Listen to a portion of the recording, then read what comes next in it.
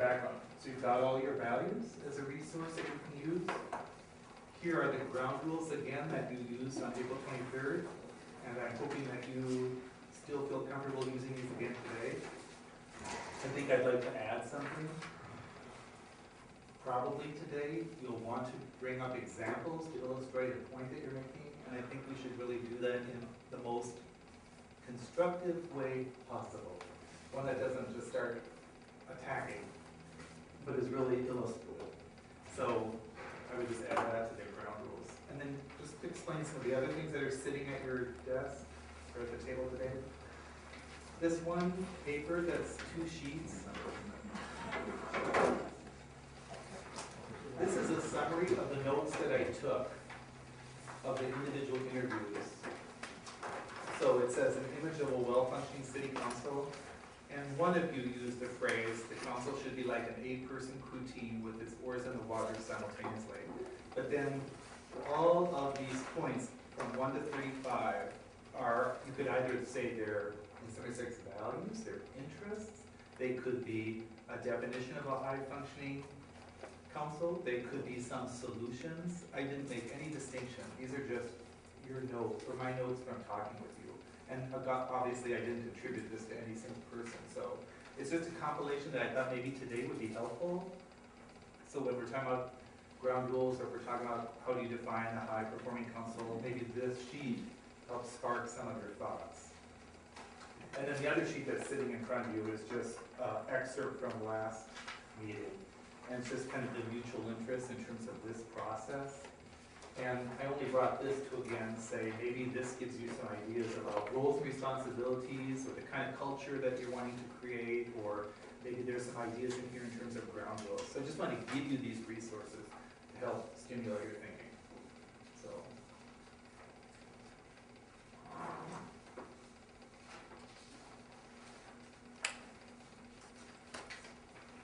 Okay, set? Okay? So we're going to spend time on the ground rules and item 3 on the agenda first. Right. So I mean, first, what I want to do, and I hope it's really clear here, is if you can just imagine that it's 1 year from today, and you are being lauded for living your values and for being a high-performing council. Well, can we define what that looks like? What does it mean to be a high-performing council under your definition? And I'm hoping that maybe by the time we get to the end of the session, you have a common definition, and we talk a little bit about the how as well. How will we get there? And again, I think the ground rules, as Tom alluded to in session 3, will be helpful, but there might be some other things in terms of how do we get there.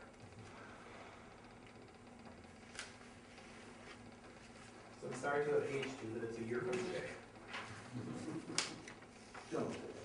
Okay, so everybody knows that one of my prime issues is open government. That was one of my values. And in 2015, I would hope that we would have moved more in the direction of open government, and that the Edmonds residents, stakeholders in the community's views would be reflected in how we discuss the direction of the city for the present and for future generations, stewardship as well. That the public would know exactly why each council member is making the decision that they are making in every single decision. And that all of us would respect the process, and it would be demonstrated by each and every council member that the respect is the respect of the process of coming to decisions and the inclusiveness of the citizens. And what I would like to see is that the citizens would be informed not only in discussions in council meetings, and not only would they have the opportunity in the 3-minute council meeting period, but they would also have the opportunity to hear about issues, share opinions, offer opinions, see information, hear information in a blog on the city website. And that each and every one of us would be able to be involved in that and engage with the citizens in that way. And that ultimately that what I'd like to see is that the Edmonds residents would feel as if their opinions were heard. Even if they didn't get their way, that if their opinion was not what ultimately was decided on, but each and every resident would feel as if their opinions were heard. And that we would demonstrate civility in council meetings. There would be no posturing, no personal attacks, but we would be civil with each other. And again, respecting the process and engaging in the process in a way that even if it took us a long time to get to the conclusion, that we respected that the process is just as important. In fact, we have to go through the process in order to come to the best outcome for the city. Can I ask you a question? Yes. Are there any tactics that you would suggest so that citizens really did feel like they were part of the process, that they could make sure that their opinions had been heard? Anything specific that maybe the city's not doing today that you would suggest? A And try blog. I've blog? talked about this since I started on council. I think we need to have a blog that is on the city website and possibly link to, if any of us have personal blogs, link to our personal blogs so that people can hear what we're saying. I have my own personal blog. I would like to see the city have a blog that was equally shared and used by all of us, including the citizens. So that they, what I see is that we get emails, but nobody else hears those opinions, nobody else sees those opinions. I know it's messy, the more opinions you have to integrate and understand when you're making a decision, it's messy. But I think the outcomes would be far more successful. Joan, as you talk about that, do you think we're doing an okay job of being open government, but this is just we can do a better job with open government, or do you think we're not doing an okay job? I think we're doing a very poor job. Okay. I would rate us down at about 1. Yeah, on a scale of 1 On a to 10. scale of 1 to 10, I would put us at about 1. Okay. I'm just going to shut the door since it's a little louder.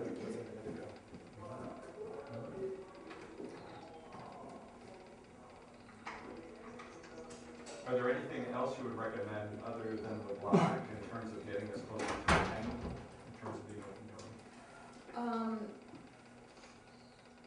One of the things that's been happening that is that the city, in the form of, I guess, some of the staff members are accumulating email addresses for people who have certain interests. I think that the email, I have a hard time with that because it's specific to issues that if you're not on the email list, you don't even know about it. I think one of the things that would really help is if staff are collecting email addresses, that council is automatically put on those email addresses, that we don't have to ask to be put on those email addresses. And that the only way that you wouldn't be on it is if you opted out. If you said, I don't want to be on the Rain Garden email address, or I don't want to be on the Sunset Avenue Walkway address, or whatever. That all of what we did was coordinated in a way that council was fully informed in everything that was going on with the staff related to our legislative agenda. That idea is one we should talk about under session 4 too, because I think that'll help define the role of responsibilities of the council versus the administration. So I'm making a note of this, and we're going to come back to it. Anybody else? Another thing, I'm sorry, just one, in terms of, I found it to be very difficult to find things like the comprehensive plan On the website? on the website, and the old comprehensive plans, like the waterfront plan. So I think part of what would really help is if there was a history, a log of the history of all the, because the comprehensive plan is our guiding tool. And that if you look at the history of the comprehensive plan, you better see what the citizens' input has been. So that's really information access issue. Right. You don't have good information access. is it your sense that there's an intention to withhold that, or just it's hard to get? I don't believe it's an intention to withhold it. I think that it's, I'm not really sure. I'm not really sure why it's hard to get. But it is hard to get. Yes. If you get paper copies, you always get it, so I've had all the paper copies, which I know you're moving away from paper, but I have not really had a problem finding the documents that have come to me, but I've been using paper for a long time. But my point is that they should be easily accessible on the website. Yeah, from a Like public the- standpoint. Like the Reed Middleton study should be on the website so that everybody can view it and we don't have to get that information from a citizen who does the research. The research should be done by the city and everything that the citizens need to know and council needs to know should be easily accessible. So when something is referenced in council, that a citizen can go right to that on the website. Oh yeah, I found the Reed Middleton study. I can read it myself and understand what's being talked about. What else would define you all as a high-performing council 1 year from now?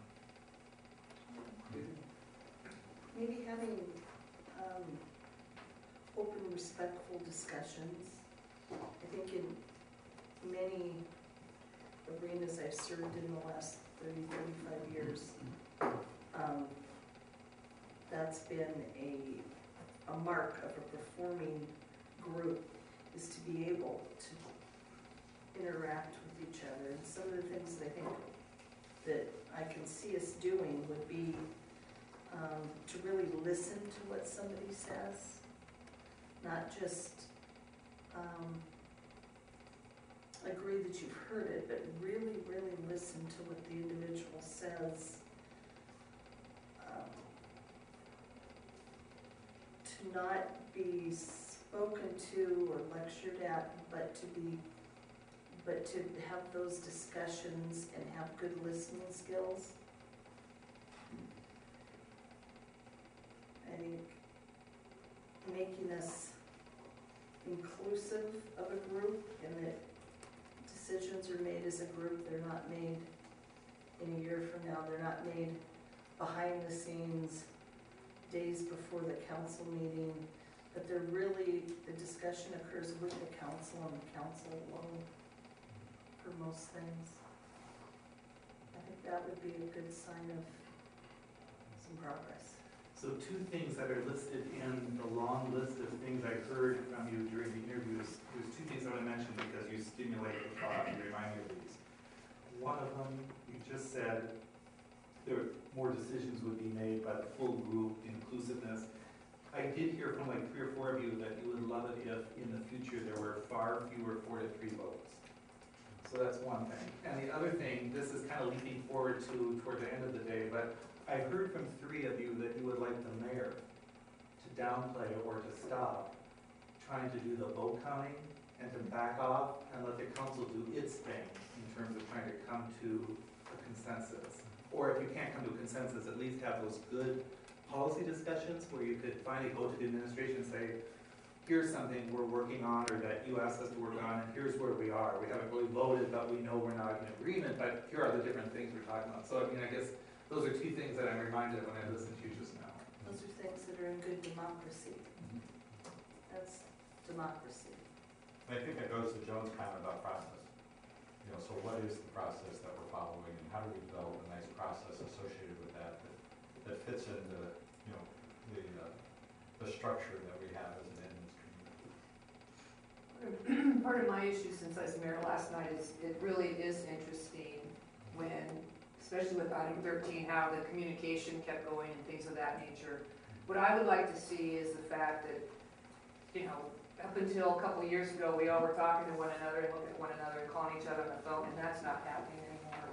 And I don't think it should be where that happens, nor should it be where they should understand the role of the mayor and his oversight, as well as the council president, and what her role is, and how much work she does, and her responsibility or his responsibility, And it's not my way or no way, or my way or the highway, which seems to be a constant theme a lot of the time.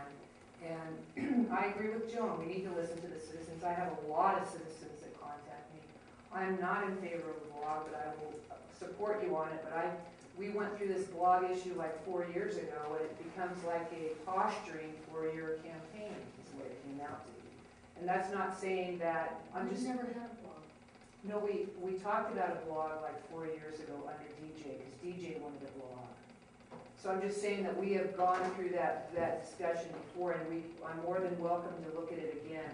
But my issue continues to be that the civility of how we're being treated and how different things, I mean, I have had citizens come up to me and say that they've been alienated by different council members, how they've been approached, what they've said, what they this or what they that. And So how would you see that in a year from now changed, I guess? well, that's what I'm hoping we're here for. Yeah, but I think you're going to tell us, like, what would that look like? I mean, how? No. how Well, would we used you to add talk to more? one another and go out and drink after work, and now we don't do that at work. Now we don't do that, and I mean, my issue is, I mean, just ask Mr. Clifton why. So a year from now, you want to see us out drinking? I think we should, Engel's Pub should become the council chambers. That was like, yeah, there we go. No, I'm just saying, we're not, I'm just saying that we're not that, the social aspect has gone away.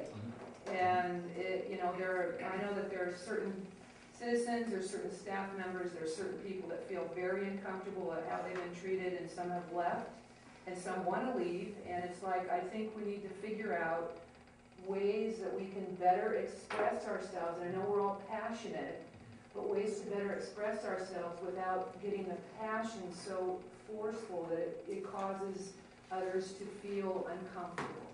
So I think you raised two good suggestions. One is the more socialization among council members that helps you get to know each other better.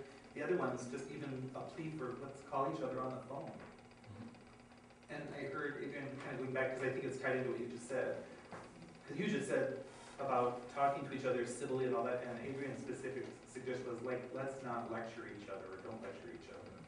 So can I come back to you for a second? Because I did want to ask, when you think you are doing a great job of listening, since you said let's listen better, what are you doing? How do you do that? I think a sign of a good listener is hearing the person out and understanding what they're talking about. That doesn't mean you agree with them, because I think that's not good listening either. I mean, I think it's really got to do with the value of hearing what you just said to me and indicating, I hear you, I understand what you're saying, Jim. I appreciate that you think that this is a beautiful view and we could see Kingston. I happen to think that's Bremerton though, you know, having that same value. Because let me just keep going for a second. I do a lot of mediation, and in the room there's a lot of tension. Maybe even, I can tell you, I can guarantee you more than that. And I sometimes watch people, I can tell by their body language that, let's say you're speaking, but you might look at somebody who, they look at you as if they're listening, but you know what's going through their mind is they're thinking, how do I formulate the next proposal that maybe counters what you want to propose? And so just think about how do you stay in the moment and really listen before you think about going on to your suggestion or your idea. Or what am I cooking for dinner later? Or, you know, frankly. Or what time are we going to get out of here? Right. What's for lunch? Yeah. You know. I mean, So part of that is, I think a good listening skill is asking questions. So I was intentional in my questions of you because I wanted to really get from you what good open government looks like to you. You know, what does that look like to you? Because it looks like to me this way, and it may look like this way to Christiana, but what does it look like to Joan Bloom? And so the only way I could discover that is to ask questions of you. So I could assume that I know what you're talking about, but I think that's part of the issues that we have as a council. And last night, two people assumed what I was thinking when I made comments, and rather than that, it would be better if we learn how to ask questions of each other during the council meetings. So how do we ask questions of one another without, posturing in the questions, but just really to discover? And I think that's a good listening skill of where Adrian's going on that, is that we say to, well, when you said this, Joan, what did you mean by that? What is it that you really wanted to get? Because if you do that, then you really come to understand what they think. And I think you bring value to what Joan said. Exactly. You're bringing the values, which That's you're right. doing. You're telling Joan, Yeah, yeah. I hear you, Joan, I understand what you're saying, Joan. Could you explain more, or I agree with, or I can't agree with you, but Or I you bring wanna up good understand. points, or, Yeah, part of that, Adrian, is I want to understand what you're saying. You know, so that the reason for the question is to learn more, so I can understand. Can we test that, Brendan? Do you remember what you were feeling when Tom was asking you a question or two? Did you feel like, oh, is he gonna attack or disagree, or is he trying to really find out what I meant? Or can you remember a couple minutes ago how you were feeling? I felt good about the fact that you were asking me to clarify what I meant. Mhm. And, you know, when you were talking right now about being heard, what I realized is that this is the process that I'm talking about. That each of us needs to feel that we can say things that are controversial, Mhm. like, Yeah. you know, we're down at a 1 in open Yeah. government. Now, that's probably fairly controversial. Yeah, I don't agree with it, but it's, Yeah, people don't agree, but yeah. that's That's what what you I've think. seen, and Yeah. I've seen this for 2.5 Yeah, years. yeah. So, in my definition of open government, but that will be heard. You don't have to agree with me, Mhm. but you'll hear it and Yeah. understand what I mean. And the process, you know, the importance, one of the most important things that I heard from the workshop was when Phil Williams said that he realized he was more focused on the outcome than the process. And that to me said a huge amount. Yeah. That really, it's the process of engaging citizens that is so very important. And, you know, Diane, I understand that, you know, a lot of people talk to you, a lot of people talk to me too. But I feel like we should all be hearing what people are saying instead of getting individual emails, and which is an important tool too. But people should also have the opportunity to share their feelings in writing, because I think in writing, you are better able to formulate and say things more clearly. And there's less, if you're careful, there's less possibility that you're going to be misinterpreted. But for example, you're saying that, you know, some people are talking to you and saying that you want to quell the passion, that, you know, sometimes people are offended. That's your interpretation. You know, you're making assumptions based on what somebody has said to you about another council member. And that's another thing that I have a really hard time with, is when someone either quotes me, or not quotes me, but interprets something I say, making an assumption about what I meant, either in writing No, or... I think what I'm saying, and I said we're all passionate. What I'm saying is that we will be at meetings, and after the meeting, those individuals will come to me, and I will say to them, just like I said to Jeff, why don't you go to Joan and tell her? So I've said that to them. So what I'm saying is that we all appreciate your passion. Some people do not some people take your passion as being overly aggressive, and I hate using that term because it's sort of a woman's term, and I don't like to use it as women's. You know, you're overly passionate. And I mean, you know, our good friend Val Stewart even called me one day and said the same thing. And I said, Yes, and you know what I did with that? I talked to Val Stewart. I know, I and told your impression of what she said was completely different. So, see, this is what I'm saying. Each one of us interprets words. I know. Words are really important. correct. And when we're talking to someone about someone else, you can make an interpretation that's completely inaccurate.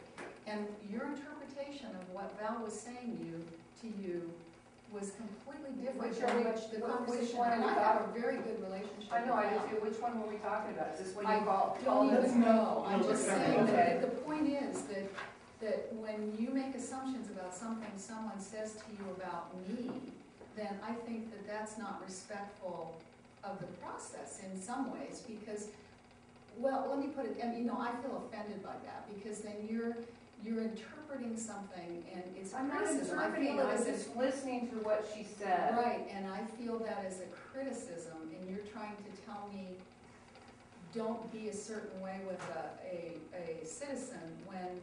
No, I'm making a statement, and it is played out on the camera as well, to Bob McChesney or to Carol Morris. And again, a year from now, Yeah, so I a year see from now, open I'm just discussions. saying, and we've had the same discussion about being in our own little bubble. And when you accuse me of different things when my brother was dying, and it's like, you know, everybody has their own world going. All I'm saying is that when people come to me, I say to you, go to you. Okay, see, now this is like, Well, trying maybe to one- bring maybe- things Yeah. up that I can't challenge because, I I'm mean, not- I Well, can't. actually, you should brought be a up an challenge. idea that I think we should Yeah, there suggest as should a be a possible groundwork. challenge. Maybe if somebody, a citizen, comes up to one of you and starts talking about a fellow colleague, maybe you should say, I'm not going there. Well, that's don't what I wanna hear say, talk to Yes, her. yes. Because, for example, like, what if I told you something about a meeting I facilitated for the city council of Urian last week, and what if I said something that was just a tiny bit critical, even if I thought it was constructively critical?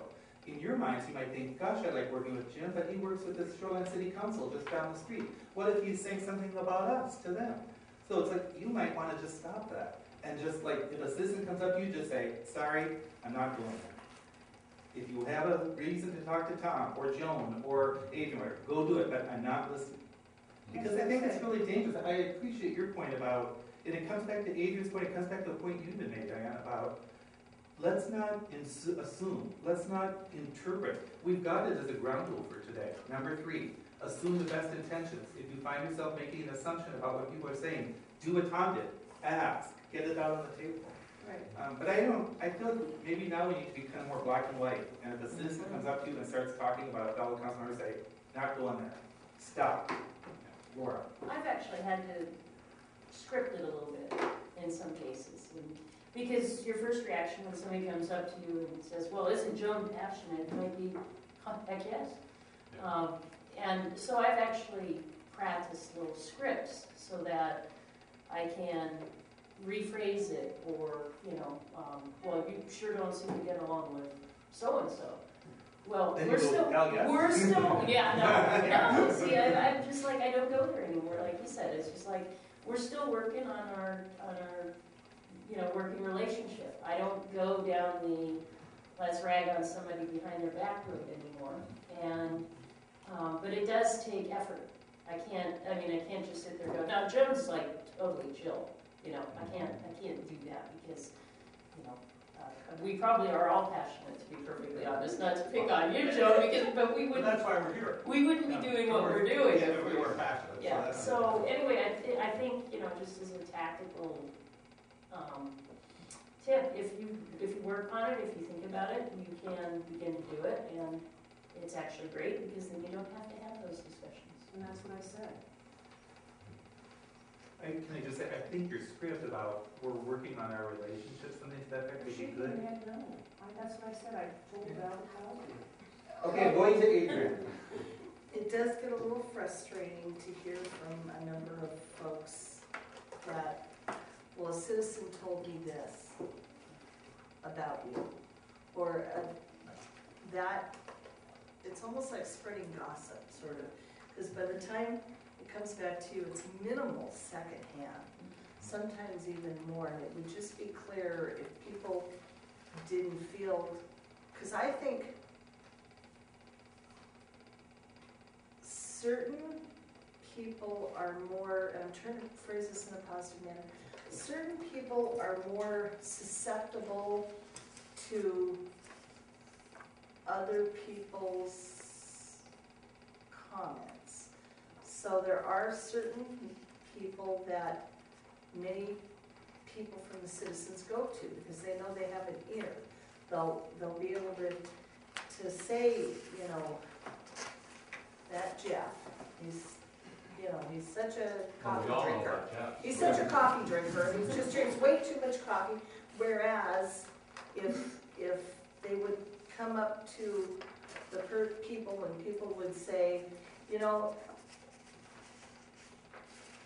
don't wanna talk about Jeff's coffee drinking, really, and cut it off, then pretty soon people won't be coming up to me if I'm not gonna listen to it. And I think that's the role here, what you're trying to aim at, aren't you? Is that it avoids it if we don't feed into it by listening to it. It's like a high school behavior, sort of. The people that tend to flock to those that will listen and will respond to stuff. Whereas you know, Jeff needs to be able to defend himself that, Jim, you think he drinks too much coffee. I need to tell you, you know, go talk to Jeff yourself. I have to just say again, I think we're like giving you the solution, because you never know what people's motivations are. What if I'm a citizen and I come up to Christiana and I say something about strong, it's really negative? Or maybe it's kind of coy and subtle, but it's a little bit prickly, or a gotcha thing. And even if she walks away without saying anything, I might have been doing something to try to drive a wedge between them. And not that citizens are evil, but I mean, sometimes people's motivation, it's like the sharks going after the blood. People see something going on and they kind of want to help. That's and so I think, I like the idea about we're working on our relationship and just like kind of leaving it at that. Because you have a fragile relationship right now and it's kind of not fair to let a bunch of other people undermine it. And it also speaks to that we, as a council, we should be dealing with the issues, not about our individual personalities. So, you know, if someone's talking to me about the issues and it segues into a personality, then I can refocus it onto the issues and where, you know, what are the issues, what are their concerns. So I think that's one of our ground rules, isn't it? About focusing on issues rather than, well, maybe not ground No, rules. it is. but- yeah, It is yeah. actually. I mean, this is not a new problem or a problem unique to city council. That's right. Any elected, you know, we make decisions and people will tag your personality to that vote, citizens. And that's, I mean, that's just the reality. There's no way we can take the personality out of it. I mean, when you're running for office, you're out knocking on doors and trying to be personable and talking to people individually. So we need to do what we can. But kind of the more accessible we are to the public, I think the more vulnerable we are to that kind of constant chatter. So what I would like to, you know, part of this, what do we do in a year? One, I think we're going to have to, we might want to look at restructuring some of the things. And we went through a whole long process last year about instituting Robert's Rules of Order and making our council meetings very. If we want to start asking questions of each other, we have to change that. Well, And we don't have to change it for every meeting, but maybe one meeting out of the month, we've talked about doing a work session, or maybe work sessions before a meeting. So we can, so it's not Robert's Rules of Order where somebody is kind of calling, because you're really not supposed to have a back and forth. Everybody's supposed to, if somebody else wants to speak, if I ask Tom a question, but he's already spoken, and then Joan raises her hand and she hasn't spoken, by Robert's rules, she has to be recognized before Tom. So, Yeah. so we're very. And I let that happen last night. I know, I was not a good Robert's rule. So, but Jeff, correct me if I'm wrong, but under Robert's rules, I think you can have dialogue between two individuals. I don't think that's prohibited. Not if someone raises their hand. I Well, wasn't a no, good the Robert's chair- ruler last See, night. that's the prerogative of the chair to recognize. So, and within that recognition, to let that dialogue play out, and then the dialogue is done, and then you go on to the next person. And that's why I think we need to restructure it, because we've had meetings, and Adrian, you remember a couple of these a few years ago, where there would be back and forth, and they weren't constructive back and forth. But that was one of the reasons that we moved Instituted to a Robert's little Rules of more Order. formal, because there were just some, and, you know, We call a point of order and shut it down. Yeah, I think we're doing a pretty good job of that, really. Diane let it go last night, and I think appropriately so, and, you know, the free-for-all occurred, but if anybody had gotten rude or out of line or whatever, we have the tool in our pocket, calling point of order. Or if Christiana had not gotten a chance to speak eventually, again, we have the tool, you know, of the point of order. Madam Chair, Christiana's had her hand up for 45 minutes now. I think before we vote, we might want to see if she wants to say anything. So, you know, the tools are there. We can move to suspend the rules. So, you know, I don't think it's having the Robert's rules in place that's a problem. It's making judicious use of the flexibility under those rules. I've certainly been encouraged, frankly, to be more aggressive calling a point of order when the discussion has veered away from the merits of the issue. When we start getting in what Adrian was referring to, the yelling personal fights of who said this and that. And so I actually have citizens coming out to me and saying, you know, why are you just sitting there watching this like it's a good soap opera? Would you please call point of order and get the discussion back to the merits? The point I was trying to make is to give us time, kind of structured time to have these conversations. So there isn't kind of a back and forth, well, are we a little more formal now? And I think it goes back to just this idea of more work sessions on the subject. And kind of to go along with that, you know, the leadership sign is right behind your head, Jim, so that's why I looked at that. You know, in a year from now, it seems, you know, we'll come out of our annual retreat with some momentum, trying to formulate a plan for the year, and then things just start popping up and we're all over the place. And that's the reality of it. I mean, things are gonna pop up. But at some point, I think we as a council need to take a leadership decision, figure out what we're gonna work on, and really try as best we can to tamp down some of the issues that pop up. And what can happen with that is that I think to Joan's point, is how do we listen to citizens, but then sometimes say, well, I'm not gonna deal with that neighborhood issue right now. I know it's important to you, but we're working on these other issues. We've agreed to work on these other issues, and we have to move down a certain road. I don't know how we balance these things. Ever so out. carefully.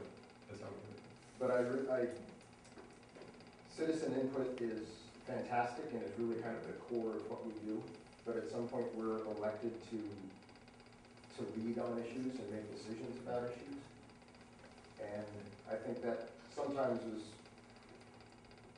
what gets us into some of these cycles, is that there are a lot of small issues that pop up, and we're not giving good direction to the staff or to the planning board, because they're kind of waiting to hear what we want them to do, and we kind of shiny object stuff. And you know, every elected body is guilty of this, but I think it's that kind of leadership and how do we set the agenda for a year. I'm just gonna point out, you've raised two big issues I think we should take a little bit more time to talk about. Kind of the relaxing in a way of Robert Rules of Order, and then figuring out what are the big things we're gonna work on. But Adrian, do you wanna comment on either of those, or you're gonna take us a little Strom bit? it kind of jolted me. One of the things I would like to see in a year from now, is that email is used in a different way. Because I think that has caused a whole series of miscommunications, misunderstandings, harassment, a whole number of issues. So I don't know how we move past it to picking up the phone to calling somebody. I think it's a lot easier to type something out and send it than it is to tell somebody about it. So I think using email as a cloak would go away, and we would be talking to each other more on the phone instead of using the email in maybe what I consider to be inappropriate fashion. Any thoughts on it, Tom? Well, I just want to build on what Strom said. I think Adrian's right about that. But Strom, I think, you know, how we structure our meetings for the month is really crucial to dealing with the bigger issues. And so when I first came on council, which was only 2 months ago, the first meeting is a regular meeting, the second meeting is committee meetings, the third meeting is a regular meeting, the fourth meeting was a work session. And if we really, and every once in a while, well, so far we've not had too many of those work sessions in the fourth meeting. We did have the one planning board session. Yeah, we haven't had a work session really like in years. Yeah, so, you know, but to deal with big issues, you gotta have that work session. You gotta have that chance where we can sit around and really get into something and talk about what are the opportunities around there, what are the issues around there, and resolve some of those bigger issues that we have across the city. And provide that input to the staff and to the mayor, and this is what we're thinking, this is why we're thinking that. Gather information from citizens and what they think on those issues, and truly make that a chance to tackle 4 or 5 big things over Does anybody not like that idea? Or does anybody want to talk a little about how they would be? Well, there's a tyranny of the urgent that gets in the way of doing it, you know, and so you gotta fight back against that tyranny of the urgents, because you gotta, you know, someone says, well, we gotta tackle that next week. Well, no, we don't have to tackle it next week. We have to tackle it. That also, do you have an agenda planner that's out like 3 or 4 months? It also kind of indicates to what's coming and when? Correct, You do? Okay. yeah. Although some people just said no, but I mean. It's out 6 weeks or whatever. Wait a minute. It can vary, depending on how aggressive the council president is in making sure that items get on the agenda. For example, staff often knows well in advance that a particular item might be coming up. But unless the council president is quite hyper about saying, well, then put it on, if you know you're gonna bring it to us, you know, and you find out, you talk with staff, and they say, oh yeah, well, we're gonna do that at the end of June. We'll put it on the extended agenda so that the council members know. But quite often, you can look at the extended agenda and you can see that there's virtually nothing on it, and you just check your packet the Friday before the meeting and go, oh wow, we're doing that this week. So then let me just tell you, I think the best agenda planner I've ever seen is the City of Shorelines. And at the start of the year, it actually goes all 12 months. It's very thin, but it comes back to what you said, Tom. It will show what are the 4 to 5 priorities of the council and when they're gonna come. But as the weeks go on, it gets filled in. So it's always like 3 months out. And they have one thing you don't have. You don't really have a staff. I don't know exactly how you use Jana, but the city manager is responsible for updating that agenda planner. She goes over with her leadership team every week as part of their agenda, and it's always given to the council president and Mayor Pro Tem, who meets with Debbie once a week. And it's continually, it's a revolving document, so that all the council members always have it. So you always know what's coming in 6 or 7 weeks. I'm sure there must be times where there's an emergency, or parks, or planning, or somebody has to put something on, but it gives enough detail that you would have a sense of, you know, what's happening. Maybe I could get it from Debbie and get it to you, just to let you see it. I think Christiana's next, because I was going to respond to you on that, but she's been waiting patiently. I've been listening to everyone, and I have my own opinion, and it's kind of, rather than responding to what people have said, I'd just like to say, from my perspective, a year from now, we will be a much more efficient government. We will have better use of our time. Instead of having 5-hour meetings or half-hour meetings, we will have managed our Tuesdays so that we are out of there by 10 o'clock at night if we need be. Maybe we need 4-hour meetings, maybe, 4 times a week. 4 times a month. But I am striving for more efficiency. And I think we need less talk on some issues and more discussion on other decisions. I think that the way that we can accomplish that is by taking a hard look at our structure with our workshop and our committee meetings and our regular meetings. I don't think that has been working for us. I thought about sitting down and quantifying that, but I think it's fair to say over the last 2 years, we haven't been following our own rules. It's stated in the back of every agenda, it's on the website, but we have just sort of morphed into our own thing. We'll have executive sessions before the meeting, we'll have executive sessions after the meeting. Sometimes we'll have decisions on workshop nights, sometimes we'll have decisions on committee nights. And I think that what I'd like to see is before anything comes to the council for a decision, and I mean big stuff, that it goes through a study session first, that we have the opportunity to look at the issue, talk with staff in a format similar to this, so that we can have that dialogue without, being on the podium. And in experience, many cities do this, you know, across the nation, and it seems to work. It does not detract at all from the public being informed. You don't make a decision at these points, but you get information from the staff. Just for example, you know, we wanted to know about chip seal. We could, you know, do that during a study session. We wouldn't necessarily have to, you know, take a half hour out of our regular meeting to have a presentation on that particular subject if it's something technical, or even if it's a really, really big subject like a planning issue that staff has been working on for 6 months to a year. It's difficult to start that at the podium with motions. It would be easier if we had common understanding and discussion of the issues along the way so that we are not in an adversarial position with the staff. And I think the key to this is time management, and I'm also looking at good customer service. I think that we need to improve our relationships with both the mayor and the staff, and we have to have good working relationships with each other. But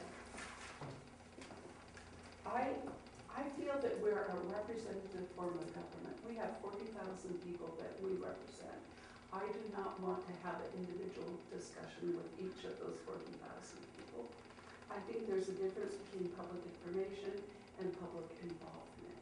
And I think that there is something that we can manage in terms of public information through the staff.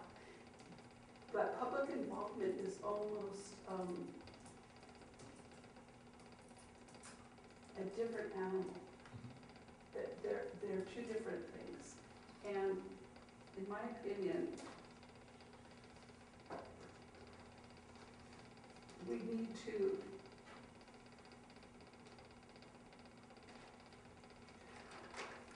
just in general find more efficient ways of doing our job. Just before you end, can you say one or two things about how you define good quality, high quality public involvement or public engagement? Because I do like the point you were distinguishing between public information, public engagement, but just tell us a little bit about what you find as positive public engagement. Well,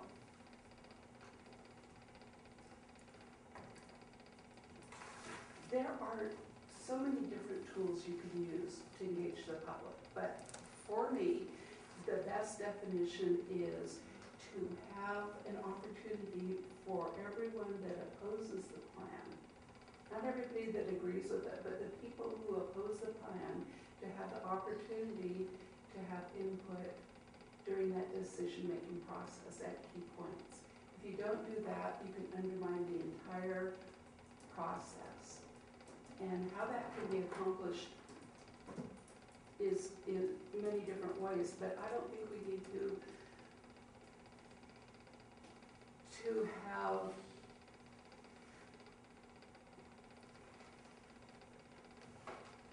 I don't think I need to communicate with all 40,000 people. I might need to engage with, you know, the 3 people in the room that are here that are very involved in this process, to make sure that I understand what their needs are or what their concerns are, because they're the ones that can most dramatically affect the decision-making process.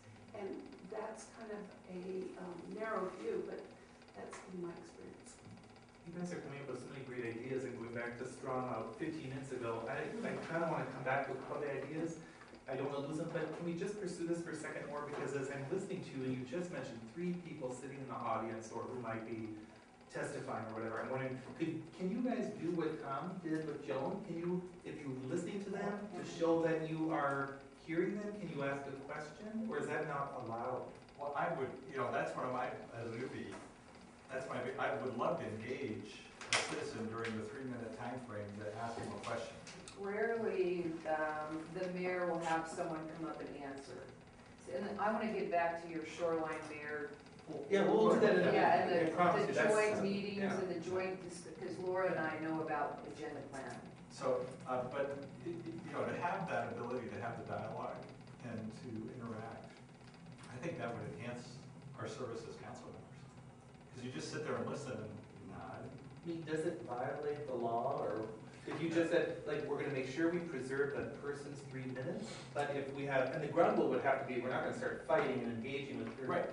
Challenges it, but can you just ever ask her, I would use the phrase, questions of clarification? Yeah. Because that might show that you're all being very active listeners and interested in what the citizens, it might be one of the tools to help, in Joan's interest of like, let's demonstrate to the citizens that we care about what they're saying and that they're. No, but I think that's I why was going to say that if I were in charge, what I would do, if I had a council, assistant at my disposal, I would have them write down the name and address of everybody that spoke and respond to them in some way.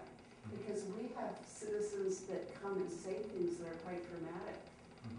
And there is no give and take, but it would be nice if they were heard and we acknowledged them in an appropriate way. So you don't record the names of people who That's recorded. testified or give? We do, but But you want to go further. the city council just listens, it goes in the minutes, and there's no follow-up. But we did in fact initiate a couple of years ago, public comment in the individual committee meetings, which are much more relaxed. So that in fact helps with the public interaction, because you can speak to them after the meeting. I know many of us have, certain people have all of us on speed dial, and we hear them all the time, and they speak, so, but when you get a chance to go back to the agenda planning, I think Laura and I have some comments to make, or, I don't know if you're gonna. Just along this public dialogue, I think Joan did a nice job at the PPP committee the other day, because we meet in the big room and we have table, and she invites people, citizens to come up and sit at our table. What an opportunity for people to sit there, and then we're still conducting our business, but they're right there with us. If there's a handout, they get to see the handout and what we're talking about, and then I thought you did a great job of inviting people to comment on an agenda item. Thank you. And that, and because that is a committee meeting, Correct. it's less formal, it's less, and you can actually dialogue on things, which is just a wonderful thing to do. So I think you want to get into this topic. Well, I want to speak to Christiana's points. I agree with everything she said. Most importantly, I think, is the structure of our meetings and the information we're getting on topics. That we shouldn't get information on us and hear about it once and expect a vote. And I think that creates a little confusion, because in most cases when that happens, there's 2 or 3 council members already know about the issue and have been briefed on it, and then at times it pops out at us. And this goes back to something that I think piggybacks on what Christiana had to say, is Michael Teal's policy on the 3-touch rule. I had the opportunity again to speak to 2 council members last week about it, and our finance director. Scott loves it. He thinks it's a great policy, and I've asked them to again forward me, if they've got it in writing under their council policies, the policy on this, because what it does, it introduces the subject, chip seal. It introduces what chip seal does. We talk about it again to where we can ask questions about chip sealing and issues around chip sealing. And then the final time we touch it is when we debate and vote on it. And I think having that clear communication and everybody understanding the issues is very important, and it would speed the process of the council meetings if we didn't have to stop and ask all those questions when we're deliberating on the issue. It makes time management smoother. So I'd like us to take a look at that policy once we get Montiel to ship it over to us, or maybe Scott's got a copy of it. I'm sure he does. Because I think it will improve how our council meetings are ran. In that sense, we won't spend so much time trying to find out what, Joan knows that I don't know, that Tom knows, you know, that sort of thing. Have any of you ever worked with that kind of process? I mean, not in a government setting, but in a, not-for-profit setting with a board. And, so many times you have to hear about it, or, so that, and typically it's two in that sense, that if a new subject's coming, you have a study session, then, the next meeting, then you vote on it. So that there's, I call it rumination. So you get to ruminate on the ideas that have been talked about and really think them through. I've done it with two state agency Yeah. clients, both of which I'm going to be really honest here, where they were both dysfunctional. They had members on their leadership teams that didn't trust each other. We imposed this. We all agreed on it, but it really transformed how they worked together. And they had ground rules. We used to do Great idea. DSHS. We utilize is that everything has to go through committee first. I mean, we've been trying to do that, but everything has to go through a committee first, which is like a once-over to review by council members. So there is that process that you can't just, well, we had an example last night, you can't just throw something on the agenda that hasn't gone through committee. But this isn't every council member, it's not just a committee knows about it and then it comes forward. It's every council member understands it and has the one touch and then whatever the second and third touch before. Then why it's do you have voted on. individual committees then? I'm beginning to ask that myself, I don't know. I'm not quite sure the basis of the committees. I mean, we don't pay attention to, And I think we'll talk about that today, but I think the committee is one of the touches. So that, if there's three committees, one of those but touches. if everybody has to touch it and not everybody's on that committee, what's the touch? Looking at minutes, Looking at the reviewing the comments that agenda are item. But you're not able to have the question and answering of. Well, that's why there's other two opportunities. Yeah, I'm just hearing all this and realizing that all I keep thinking about is how we handled last night the Economic Development Commission. And that what we did was rush that through for the purpose of getting rid of Laura's appointment, rather than looking at the whole picture of boards and commissions. And if we had had the three-touch rule, or even a two-touch and one to the committee, then we would have automatically postponed that until another time to look at it as a broader issue. Instead, it became very political. It was a political issue. It was not a political issue. Okay, it clearly was political because it was pushed through. Joan, may I explain? Well, I think we can all point to something A that's different happened issue. in the last couple of years Right. where we felt, well, they rushed this through. I mean, we Okay, can all. everything's An political. Let's put it agenda this way, item everything's cannot be political. changed, an agenda item should not be changed from what the council member, the president has advised to have done. And someone took advantage of Sandy Chase. We Well, are going to I deal did not with the take council advantage of president's Sandy's responsibilities later. Janet called me. Okay. Why don't we build on constructively on the idea that Okay. you're putting together, which Joan started to endorse. Here, let's try this. What if the first time it's introduced at committee, is that correct? Correct. Then the second time, all of that would have been captured in some minutes or summary. It could be given to all council members. The second time, it would come before all of you, and I can't remember now, I guess it was Adrian said, that would be the second touch would be, all of you could ask questions, you could have a discussion, because you'd have some context, and then a third time, it would be back to the whole group, and you could debate and then finally vote. And it seems to me what you're trying to do is, these are your interests. No surprises, full council engagement, even public engagement, and maybe even trying to depoliticize where you can. I mean, how about trying that? And I would say the one thing that has happened occasionally, I think there also has to be a certain element of trust with the committee. Committees will put something on consent, it seems, and they'll get kind of going back to efficiency. And we start pulling things off the consent agenda to ask questions of staff and. Far. So now, I tried to summarize quickly on the fourth page some things just to give us a little bit more structure so we can use like maybe the next half hour to build on these. Or to even say that's enough for now, let's move on. So here are some ground rules that I think have emerged from today's conversation. One, as suggested by Jeff, forgive each other and forgive yourselves. We still might want to do something about that. 2, call each other more often as opposed to relying upon email. 3, find ways to get to know each other better, socialize. 4, no talking to a citizen about a fellow council member. Just say, we're working on a relationship. The next one, no hyperbole.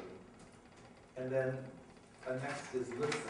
And I can define for you in the summary how you define that, but quickly it was absorb, discover, ask each other questions as a sign of respect, as a sign of really wanting to understand what the other person is saying and why they're saying it. And then going back to Christiana's point about efficiency, I think that leads us into some process things. So let me just summarize what I put under ideas that I think you have regarding process.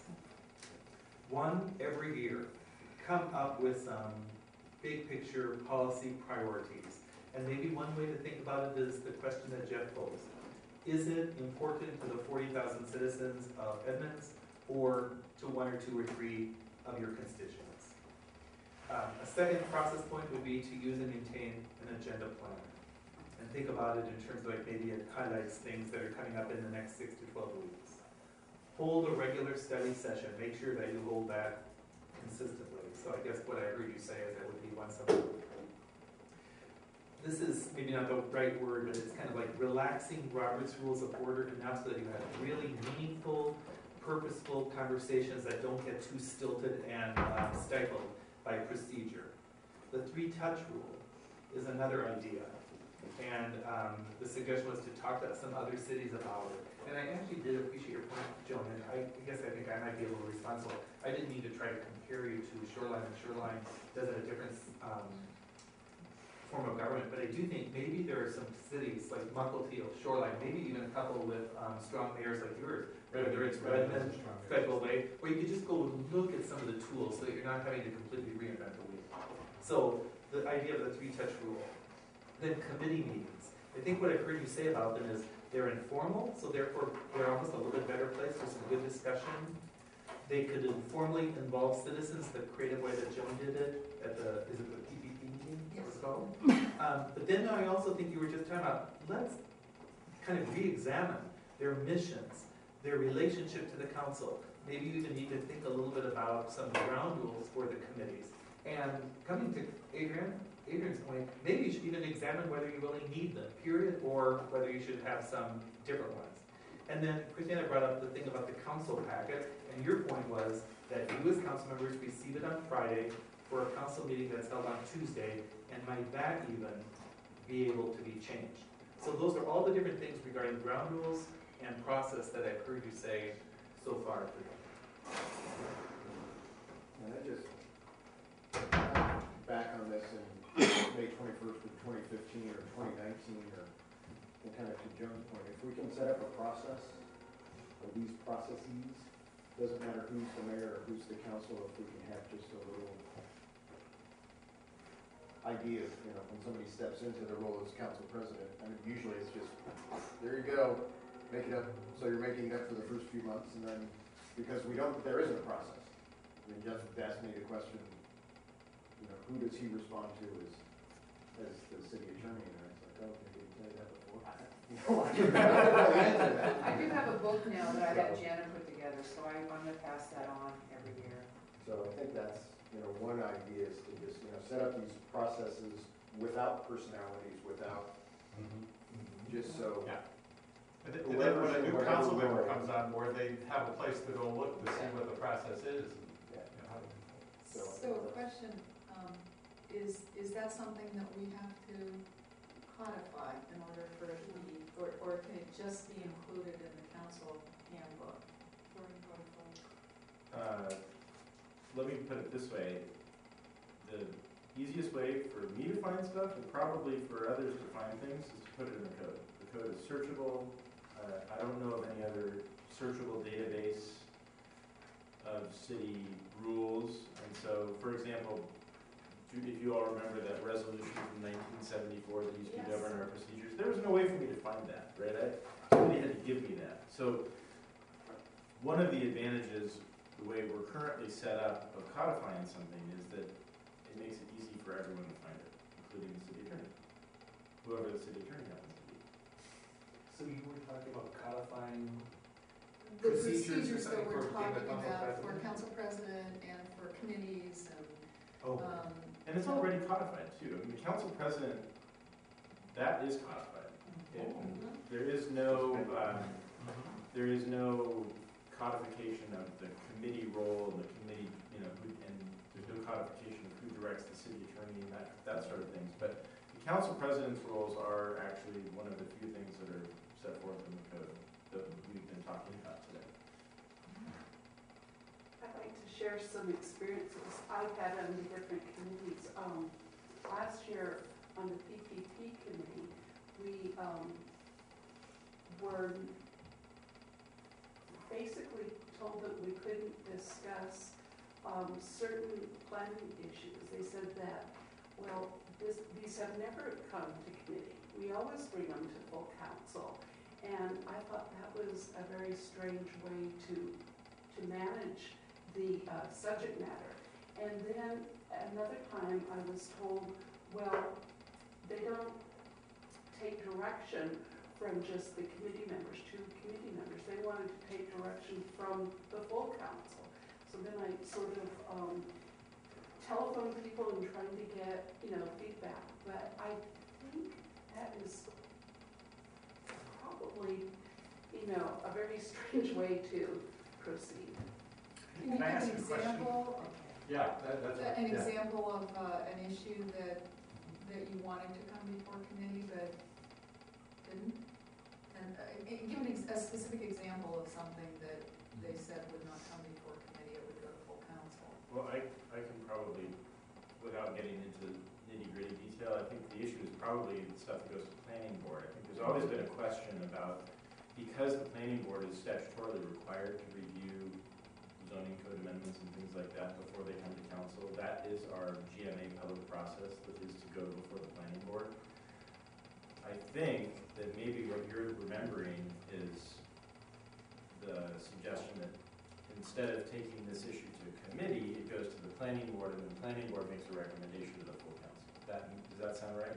Does that sound familiar at least? Yeah, well, I think that's one of them. and that's why we had the joint planning board meeting this year, because that has happened a number of times where the planning board just, like Harbor Square is a good example, takes off and does this without, it's like they get on the horse and start riding it, and then they come to us and we're like, wait a minute, you should have had a Bronco. so here's a couple questions. In your form of government, is a planning board or any other commission considered to be more of the executive branch, or is it a group that is more on the legislative side that would report to you? Planning board members and the ADB members are all selected by the mayor. What's AD? Architectural design board. But who appoints them is I don't know how to answer that question, because I think they're making legislative recommendations. So I consider it to be more on the legislative side, regardless of who does the appointing. It seems to me like it's more of a legislative function. It is a legislative, but for years, the planning board the agenda has been set by the staff or whatever's on their horizon. So maybe one thing to do, I'm glad this came up, thank you. Maybe something we need to do, and I don't think we can do it today, but this would be a follow-up item, is can you define the role of the council and its relationship to council committees, but also then what is the relationship of both of those entities to your commissions? Because, for example, in most of the cities I work for, and it doesn't matter what their form of government, city manager, strong mayor, most of them have, like, every year in January, the council will have a meeting with individual commissions. They will hear from the commissions what they're working on now. They will also have the opportunity to provide some direction, saying these are 2 things that are our priorities, and so we think you're the right commission to work on it this year. And can we meet, or can you provide a mid-year report to us and an end-of-year report, whatever. So you have some ability to define what they're going to work on. And then they kind of come back to you and report. And maybe they, like I think in Federal Way, which has a strong area, they do both. They will come back to both the mayor and the council, usually together. But I do sense that maybe you're lacking some ability to direct some of the work. And I think, and I'm not trying to take sides, but I have to say, I'll just tell you from my experience, it sounds like that's a normal thing. And that's why we did a joint planning board Right. meeting this year, and I mean, the ship even goes, have you But ever just done this before? One more thing, though, I do want to respect what Jeff said, like, you have to, I think, one reason why I like Christina bringing this up is we have to look a little bit at the role, even legal role of some of your commissions, especially the planning board, because you have to be careful that your committees don't trample on their role and responsibilities, and that you respect that too, so. So one thing I want to bring up, and I've had it in my head for quite a while, is that I had a conversation with Jeff about the capital improvement, capital facilities plan. And at the end of the year, they come to us with, and 2 years in a row, we've had items on there that were not fully explained. And the first year it was removed by a vote of 5 to 2, I think. And the second year, and this is the alternative study, it was all conflict of data, which I talked about a lot. So the second year, it was brought to us without any information about what that was, and then we changed it and prioritized what we were going to focus on. But my question, what I want to make sure we address is, what is the function of the capital improvement, capital facilities plan? How does something get on there? And does it have to first be on the comprehensive plan? Because this particular item was in direct conflict to something that is on our comprehensive plan, which is Edmonds Crossing and moving the ferry. So how do those intertwine? And, you know, Jeff, you said you haven't found any. Could you talk a little bit about the CIP-CFP? Sure, just briefly, the CFP, Capital Facilities Plan, is something that's required by the Growth Management Act to be an element of your comprehensive plan.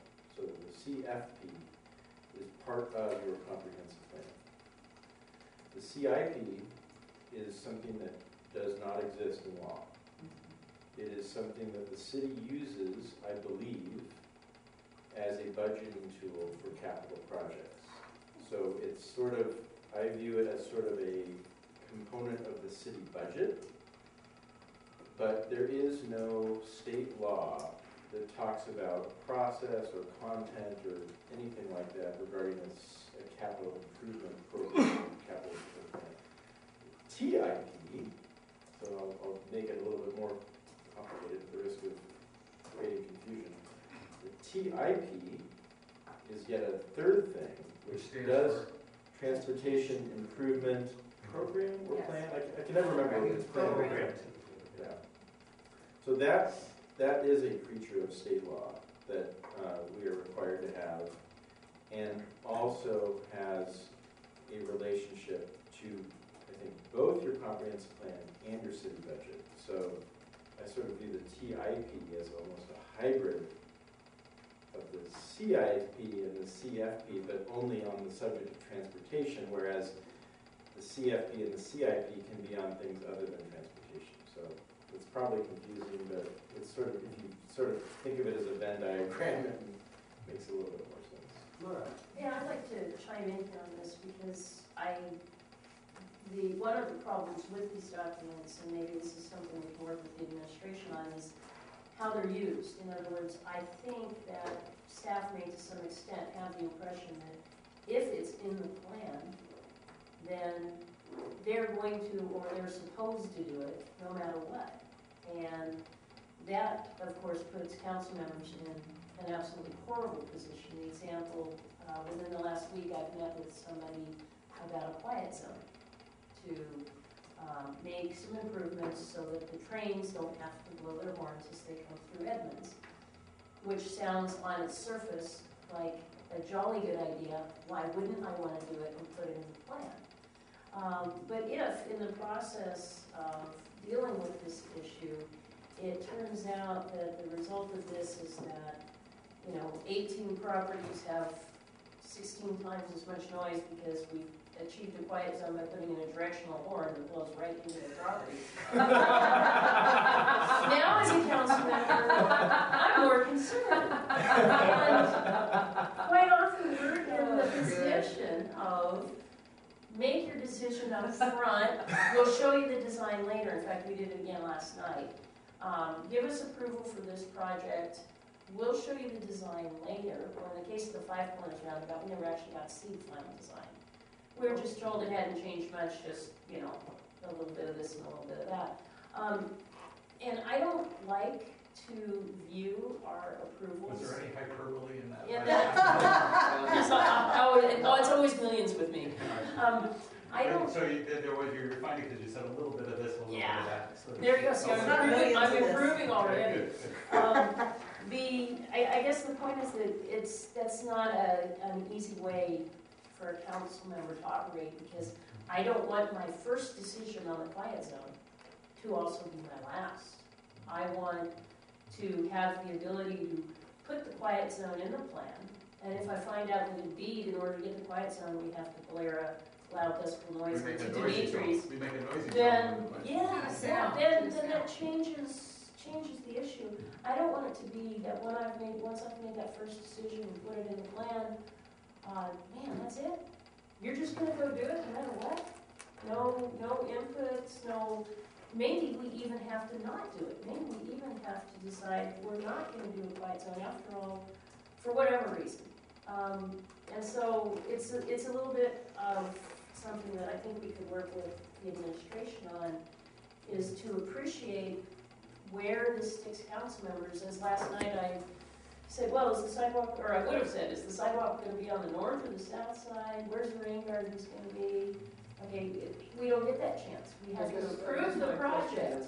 And then it goes back. You know, we have it on the CIP so they know what funding to go after. Mhm. They know where the CIP gives the staff some direction as to what projects they're gonna go after. You go after funding Right. that includes design. So if they come back with a bad design, we can change that design, but we have to fund the design. We can't, I don't think we as a council have, the professional expertise to pre-design a project. I mean, there has to be, we have to pay some professionals to come in and give us the options and give us the design. And I disagree that we don't touch it after that. We touch it all the time. We touch Five Corners constantly. We had opportunities. Yes, we did. We had, I mean, there were didn't say public no. debates. Jeez. There were public debates. We could have. We could have. We could have. There could have been a vote to reject it. We had votes to approve it.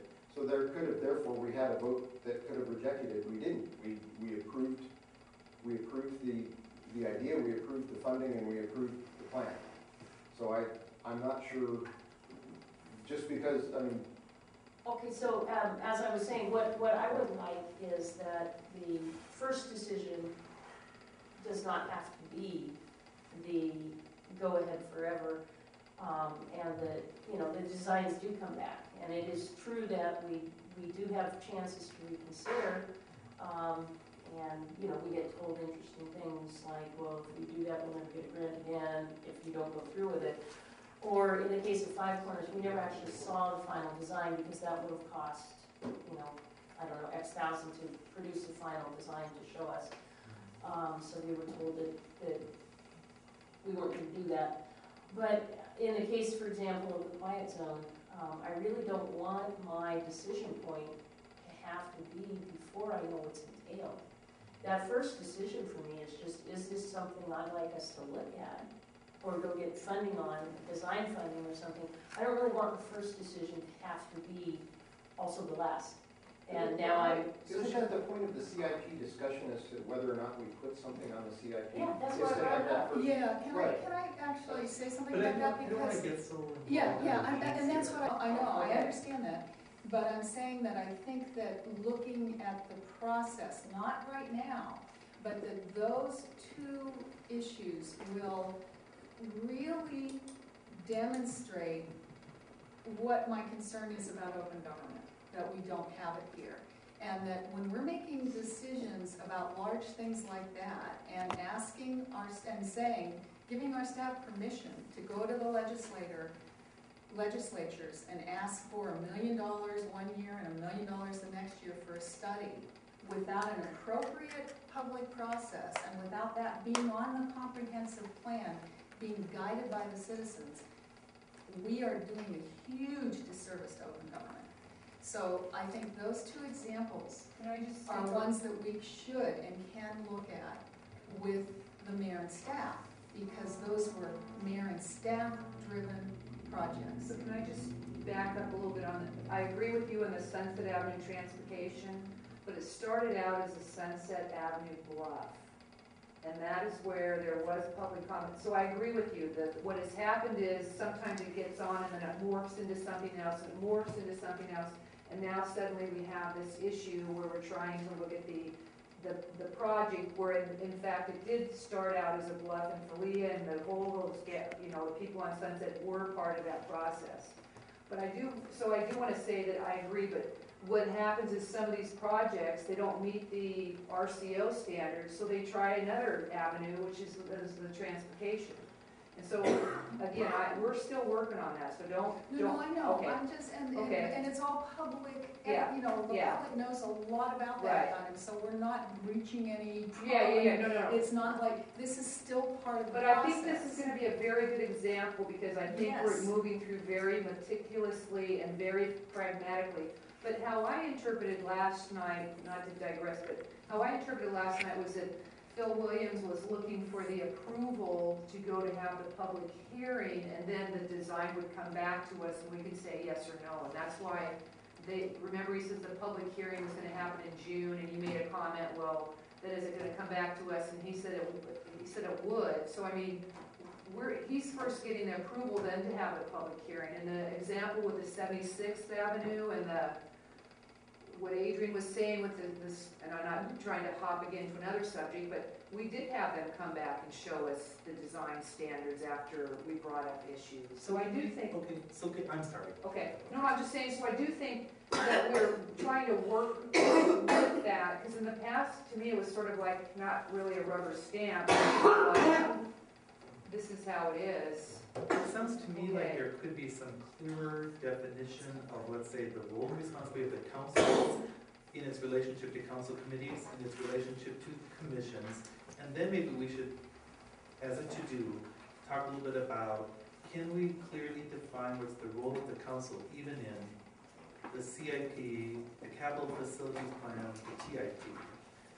Because again, as I was listening to, and I don't want to get into this, but I wonder, would the quiet zone end up raising to such an issue that's not just a CIP issue, but it might be a policy issue or something? But anyway, just so, I think we could just leave it today, say this would be an important to-do, but not before you get a chance to, because your hand went up real quickly too. I wanted to add one more thing to your list, Okay. and I think that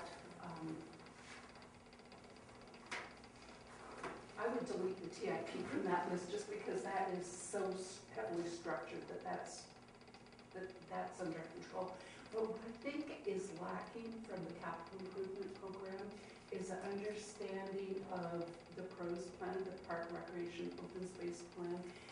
It's a 20-year snapshot, and we don't have a handle on what grants are being applied and what the priorities are for those grants. We will hear about it after they've been packaged, and that's a source of frustration to me, because we will be asked for comments on details after the plans have already been put together and grants have already been acquired, and maybe that's not, you know, the priority that I would choose, or even as a group, we have not said that these are our priorities. So I think that's an area where the council is not sufficiently involved. So could we just have this as a to-do, and I guess where I want you to go is, although we probably should take another break for lunch, but I kind of want you to wrap up even the subject of some ground rules and then move to a little discussion of your relationship with the mayor and the directors, and see if there's any more ground rules needed there. And I guess I would still like to ask if there's any more things that are big, important definitions of what is a high-performing council. So do you want to take a break for a minute, just get lunch since it's here? Yeah, then we'll still work through lunch. Yeah, like I just think We can talk with our mouths full. Yeah. I don't know, we're on camera.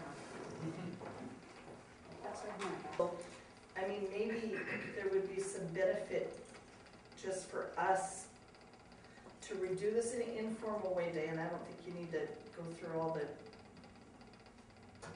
hoops and things you had to go through before, but have something posted in the council chambers and everybody Sure, has you walk in with your. 5 dots whenever they got a chance and they pop by. But as the city attorney warned us, there's no such thing as a secret ballot. He's gone. Right, right. So So it's people all come in, visual. That's people definitely- come in when you're popping it, you're popping it. Sorry. So anyway, I just wanted to bring that up, and then I will be leaving in 35 minutes. So I would like to get to the roles and responsibilities.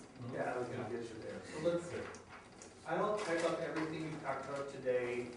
I'll get it to you by the end of the day on Friday. And then, yeah, you can look at it from there. And I'll probably have a section on ground rules, a section that maybe even some of the things you've said, kind of define a council culture you want, and some things about processes. And actually, I've been holding back, I have a very strong feeling about retreats and goal setting, and as a friendly advisor, at some point I'll give you my 2 cents worth of my advice. Because it doesn't sound to me like you're serving yourself well with your process, and it's so simple to get out of that and get to something a lot more productive. So what do you want to say about roles and responsibilities? You're trying to I think define the questions roles? you have on the agenda are good ones. So, what's the role and the responsibility of the council? And part of it is what level do we go to? So do we stay at 30,000 feet, do we come down to 10,000 feet, or, are there moments where we're on ground level? So, and that's, I think there's some role confusion at what level the council finds itself. And sometimes the issues are such that we stay at the 30,000 foot and it all goes well, and other times, part of us are at 30,000 foot, the other part is on ground level, and we don't know why the other group won't come where we are. Can you expand on that, especially being the newcomer who maybe has seen things a little bit afresh? Is there something like you could say where you think the council's wiser to stay maybe Yeah, that not to pick on Laura, but your question last night about the Veterans Plaza, and the concern about, what's the design gonna look like and what all that's gonna happen. My view of that is I don't care what the design looks like. At least at that point, I don't care. And, because I have a sense that they're gonna bring back a design to me and I'm gonna take a look at it. But her concern was that, golly, I'm voting for this and I don't know what the design's gonna look like. And so that's just a difference of approach and style and understanding. And the language of the ordinance. Yeah. The language of the ordinance said we were approving not only naming, but naming and development of this plaza, which I thought frankly already exists. Right. And, so as I'm walking into the meeting, I'm thinking, okay, so what kind of development are we gonna do? Right. How's it change this? Do we take down the big beautiful tree there? Gosh, I hope not. And again, why am I approving this before I've seen it? And so, short of amending the ordinance to take that language out, what I did last night was just put on the record an assurance from staff that, yeah, the design's coming back. And because I don't want to approve the project before the design is known, and commented on, and shared. Whereas I read the same thing, and I knew, maybe it's my naivete being new, was that I didn't have a sense I was approving the design. I was just approving the spot. In fact, I asked where is it going to go out there? They said it's going to go out there somewhere. May I interrupt real quick? I just got a text that my son's bus is running late, so I can stay, just want to tell everybody I can stay Well, till. everybody thinks they're leaving at 1, so we better You're stick good. with that. Yeah. Okay, okay, I just, Because you all have commitments and shit, so. Yeah. okay, Yeah. okay. I don't have to leave right at 1 now, so I'm good for now.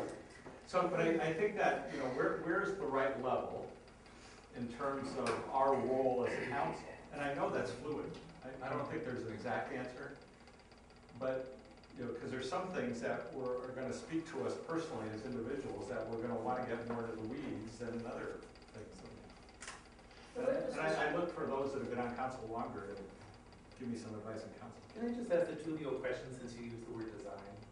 Once I sat and listened to the King County Council fight for 3 hours over what the colors of the Metro buses were going to be when King County took over Metro, is that the kind of responsibility and role that you think we should have? So when you say design, I'm not so sure what you're each looking for, but will you actually at some point see a monument or a little plaza or whatever, and you will actually say, no, we don't want 6 benches, we want 4. No, I don't want 60% green space and 40% hard space, I want it the other. I mean, I'm trying to figure out what it is that you mean when you're talking about, especially I'm just using the word design, but what is it you're arguing over? I had no idea. The resolution just says we approve the naming and design. Didn't say And design. or I'm sorry, not design, what was it, Jeff? Location. Oh, okay, anyway, we approve, doing the project, and, so, yeah, my concern is that there be a design available for the public to look at, and, the example I gave was, so does this mean we're cutting down a big beautiful tree in order to do a Veterans Plaza?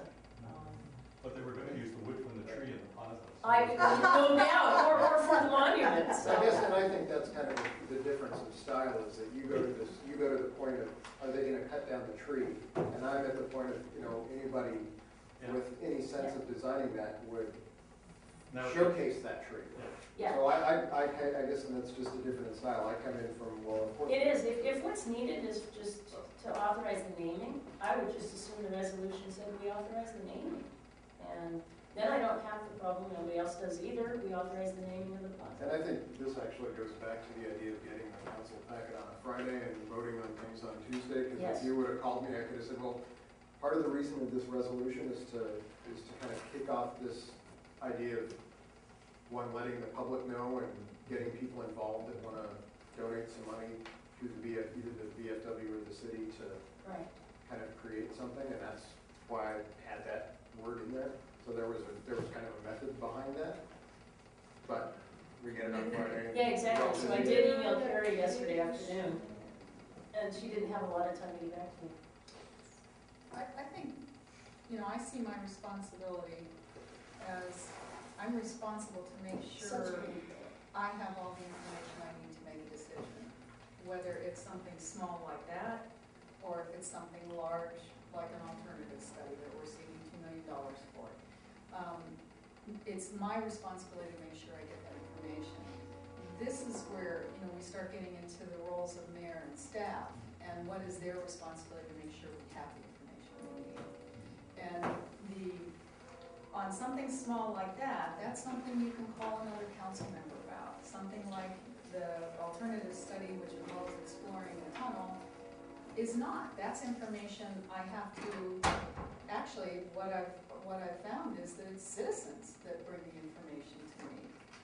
And then I have to, seek it from mayor and staff, and often, actually, this is where I got into trouble, because I met privately with staff, and then had to meet and met again with staff, and Laura was there, and I was accused of micromanaging, just because I wanted, and have been accused of micromanaging in meetings before, because I'm very diligent in getting the information I need to make decisions. I'm not going to make a decision about something like that unless I know what it's based on, and what the future is going to bring, and what that means. So I take things from a big picture point of view, and stewardship, what's going to happen in the future really matters to me, and how that money, how we're spending, whether it's one citizen's money in the city, or if it's your money that goes to the state, or if it's your money that goes to the federal government. That is extremely important to me, and I take that responsibility very seriously. So getting the information is what I think we're responsible to do. Sometimes we can get it from each other, if it's a committee issue. But the bigger issues, and that's why I brought out the CIP-CFP issue, that stuff we have to get from the mayor and staff. And that's the stuff that I think should be openly available and openly discussed, and not be discussed behind closed doors. I can understand that, but let me just, a little while ago, I did hear you say something about lists that somebody, the administration put together, and you wanted them all, and you even said something about people who are interested in rain gardens, so, like, I don't know who's putting that together, but is that the kind of, like, you need to have these lists? No, of no, I departments wanna that be put on the together? list. Oh, I see. I see Phil Williams said in the PPP meeting last week, or a couple of weeks ago, that they're compiling a list. A citizen brought up rain gardens, and he said that Public Works is compiling a list of an email for people who are interested in rain gardens. I want to be on that list. I've been, I've met with Phil Williams and Jerry Schuster and Val Stewart and Laura, you were there, I believe. Were you there at the rain garden? So I've met with people about rain gardens, and I wasn't included in the list. That's an interest of mine. And I would want to be included on any list, personally, even if it wasn't something I was especially interested in. And that's not what is happening in this city. They're like email lists of citizens that are, who somebody's deciding who should be included, like the Sunset Avenue Walkway, there was a list compiled. Who decided? I think that those things, when it comes to an open government process, should not be proprietary. In other words, they I shouldn't don't be think they're formed by. right. Well, no, I'm just saying. Okay, let me. They shouldn't be collected by one department or a department head. It should be directed by us, because we're the ones that need to hear what the citizens want and be involved in what their choices are and what their interests are. Kind of play that out in your head, Joan, because we don't have the staff capacity to do just what you just said. Actually, it's happening already. What do you mean? Well, All I'm asking is that I be included on all those. But that's emails. not what I heard you say. We can do that right now. Yeah. We So I don't think agree anybody to the- intentionally is ask the leaving staff this to do off. that. Those Yes, lists. yes. They are. You asked me that question. I'm not asking to have the list. I Right. don't want the list. I want to be included. Right. But you said And that seems to me to be a no-brainer. It No, should no, happen on that list. I understand, but I'm really asking about the choice of words, that one phrase, that we should be the ones directing that, the flow of that information. And I'm not sure that we have the capacity to do that. Okay, maybe it was a poor choice of words. I get back to the,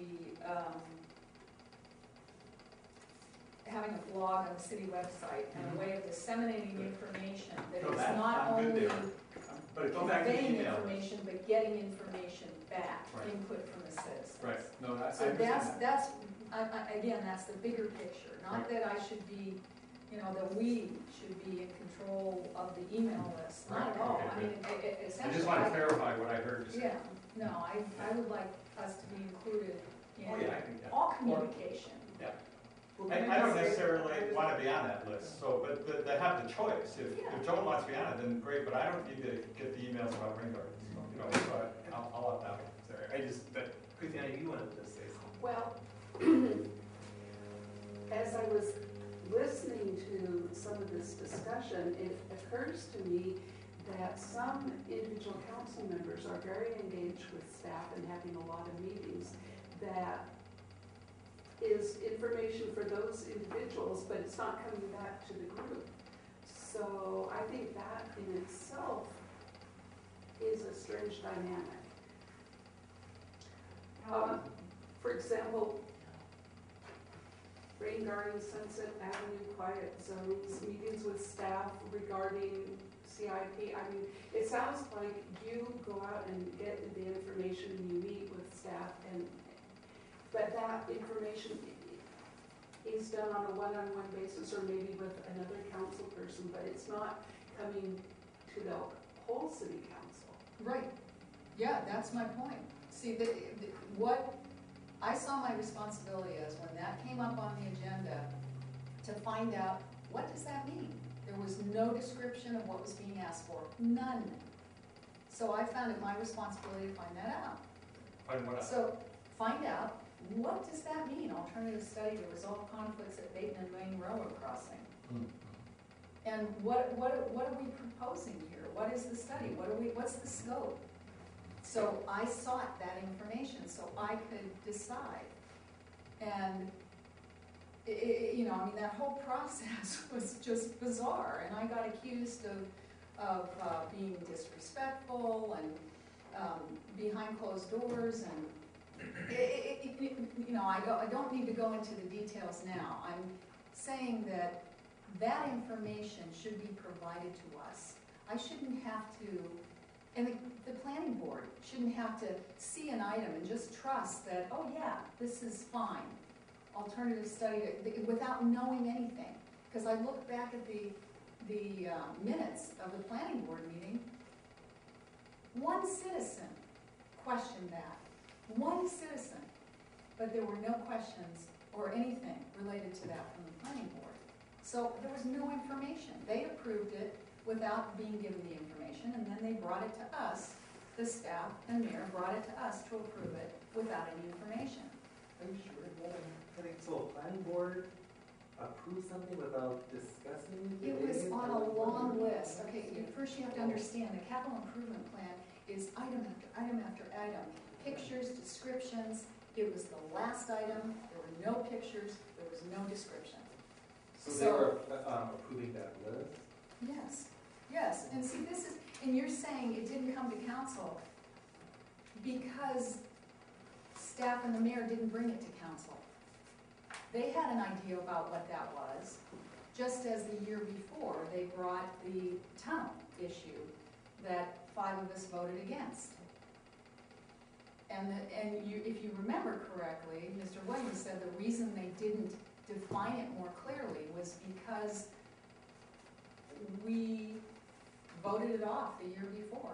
I mean, this is a longer story, but it's about what is not open in this city. Well, but I do want to I'd address, like to just complete my thought. Okay. We're talking about council roles and responsibilities. I think that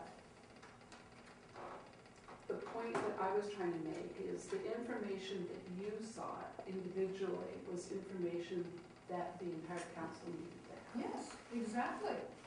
But you didn't decide it either. Right. Oh, I'm just, So what was I supposed to do? I did actually talk to some of you. And there's a lot of history to it related to. Well, I'd like to get one more point out before Okay. you jump on this. I think overall, I've had frustration with staff coming to council and giving presentations without any information in advance. They will give a PowerPoint presentation, and I can't even read it from the seat. It's perhaps perfectly visible from the television. I don't get a copy. I know. They might read it out loud, but for me, that is a problem. The staff isn't giving us the information in a timely manner for us to see it. Sometimes presentations are given, you know, at that time. And so I think this gets at another issue, and that's if individual council members are working to seek information and not sharing it with other council members, that's a problem as well. Okay, Well, I so take let's- issue with the not sharing with other council members, because that to me should not be my responsibility. That's the staff and mayor's responsibility to make sure. I shouldn't have to go to the mayor and say. a rolling quorum, so let's just. But let's, No, I'm just No, saying. you, but I'm just saying, if you would create a rolling quorum, if you were to go to each.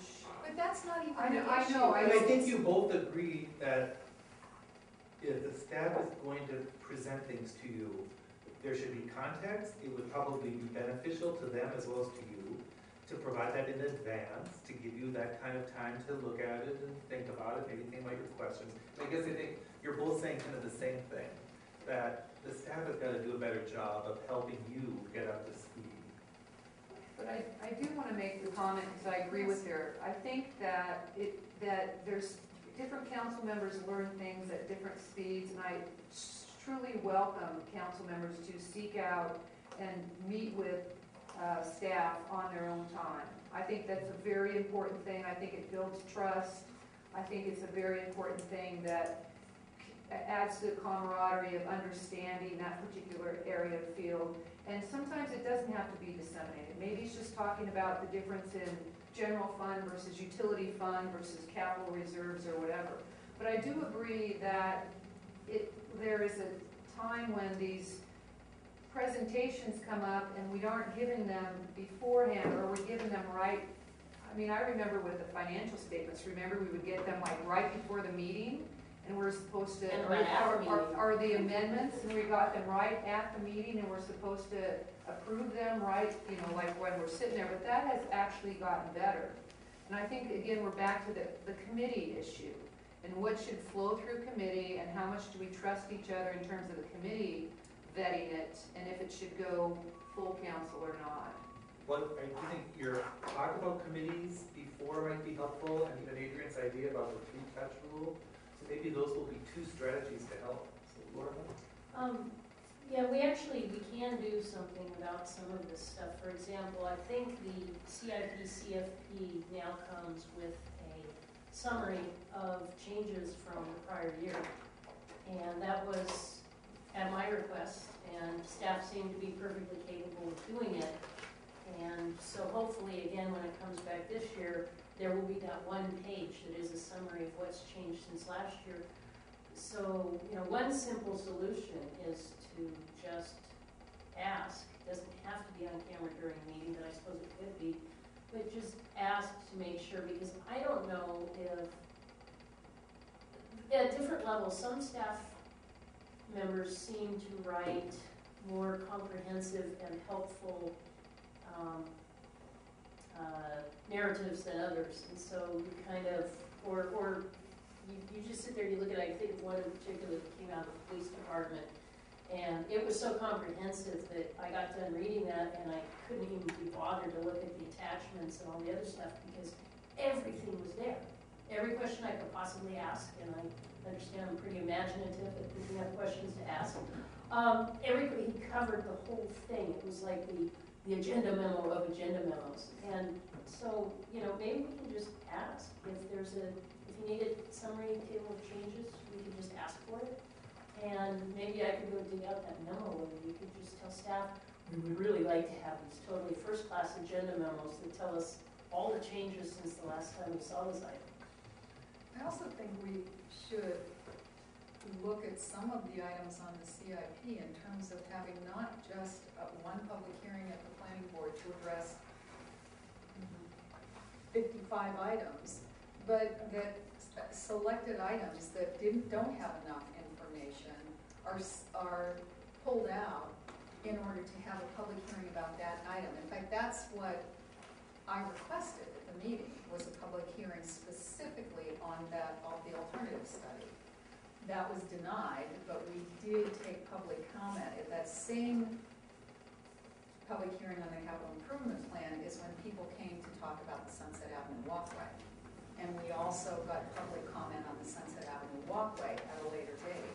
So we pulled those, we didn't approve the capital improvement plan until we had those public hearings, and then we changed it. But there are some items that are put on the capital improvement plan that are so important that I think they warrant individual public hearings. Because it's impossible for any council member or any citizen to really, or any planning board member, I don't fault the planning board members for not being able to suss it out. They weren't given any information, and they just trusted that this is what was wanted, and you know. John, if I could, John, what I hear you saying is that what we need to do is look at the CIP process and how we're approving those every single year. And it is a lot of information, and you know, I haven't been through that yet, but so then to say to ourselves, you know, we do that over a several meeting process and break it into chunks, you know, maybe it's a third, or a quarter, if the chunks are so big, to allow for the time to say, you know, what does this really mean in what we're doing? And just the fact that by doing that, you're going to make the information not seem like you're drinking from a tidal wave. They'll have a little chance to. But that's what I think that's what I'm hearing you say. Yes, exactly, and then that will give us the opportunity to direct mayor and staff as to what information we need in order to make the decision. And then it won't be, put the responsibility, like you're saying, why didn't I share this with other council members? I don't think that should be my responsibility. I think mayor and staff should be responsible for making sure that we get the information we need. All of us get the information we need, and all of us get all the information we need to make the decisions. We only have 10 more. We just need to make those requests as early as possible. Whether it's even during, we had the CIP at the beginning of the year, whether that's kind of a retreat topic in our study sessions. Yeah. Part of those are big ticket CIP items that we want more information on. So we had a study session to decide if we need a public hearing. I think that's fine. That's great. What I just hate is, it's, and I do it all the time, we can kind of take one negative and then poison the whole well. I think we've had very positive things come out of the CIP and that process and moving things ahead. So I like to concentrate on some of those successes as well. But I think that idea is great, but I think we can certainly start that at the beginning of the year and kind of set these. That's a very good idea. Let's Excellent look idea. through it and have some check marks next to it, and let the staff know so they can either gather information, or they can say, you know what, there's no way that we're getting any funding for this in the next few years, so do you want a public hearing on it? Because this art center or whatever that's on the CIP, we're not gonna get that funded, so we really need to have a big public discussion about it, and maybe we want to. But then they can start to figure out and give us information as to, and so we can prioritize what we need to talk about instead of it all happening. Well, I think that what Laura has suggested, tell us what's new. Then we are informed and we can decide. If it's just hidden in there and we aren't diligent and read every word or have someone, call us up and tell us, did you see this on the CIP? I think that if there is a major project that is new and hasn't been discussed, that it should be incumbent upon the city to inform the city council.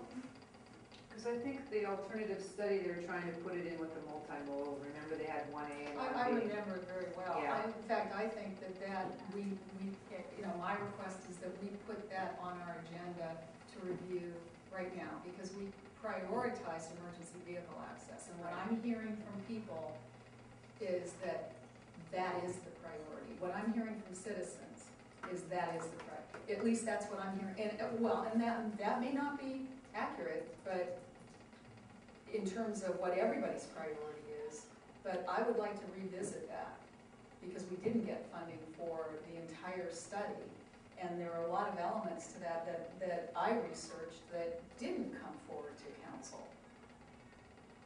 And citizens researched, one in the room right here. No, we didn't. I just need to jump in, because we really only have 9 minutes left.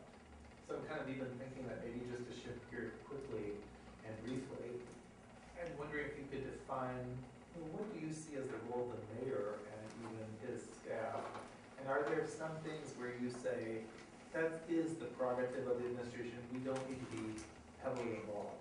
Although I realize these questions could probably be pretty lengthy too. I think you get some And different. we can talk about this next week with the mayor. That's what I would like to have input on. Yes, the legislative agenda. Yeah.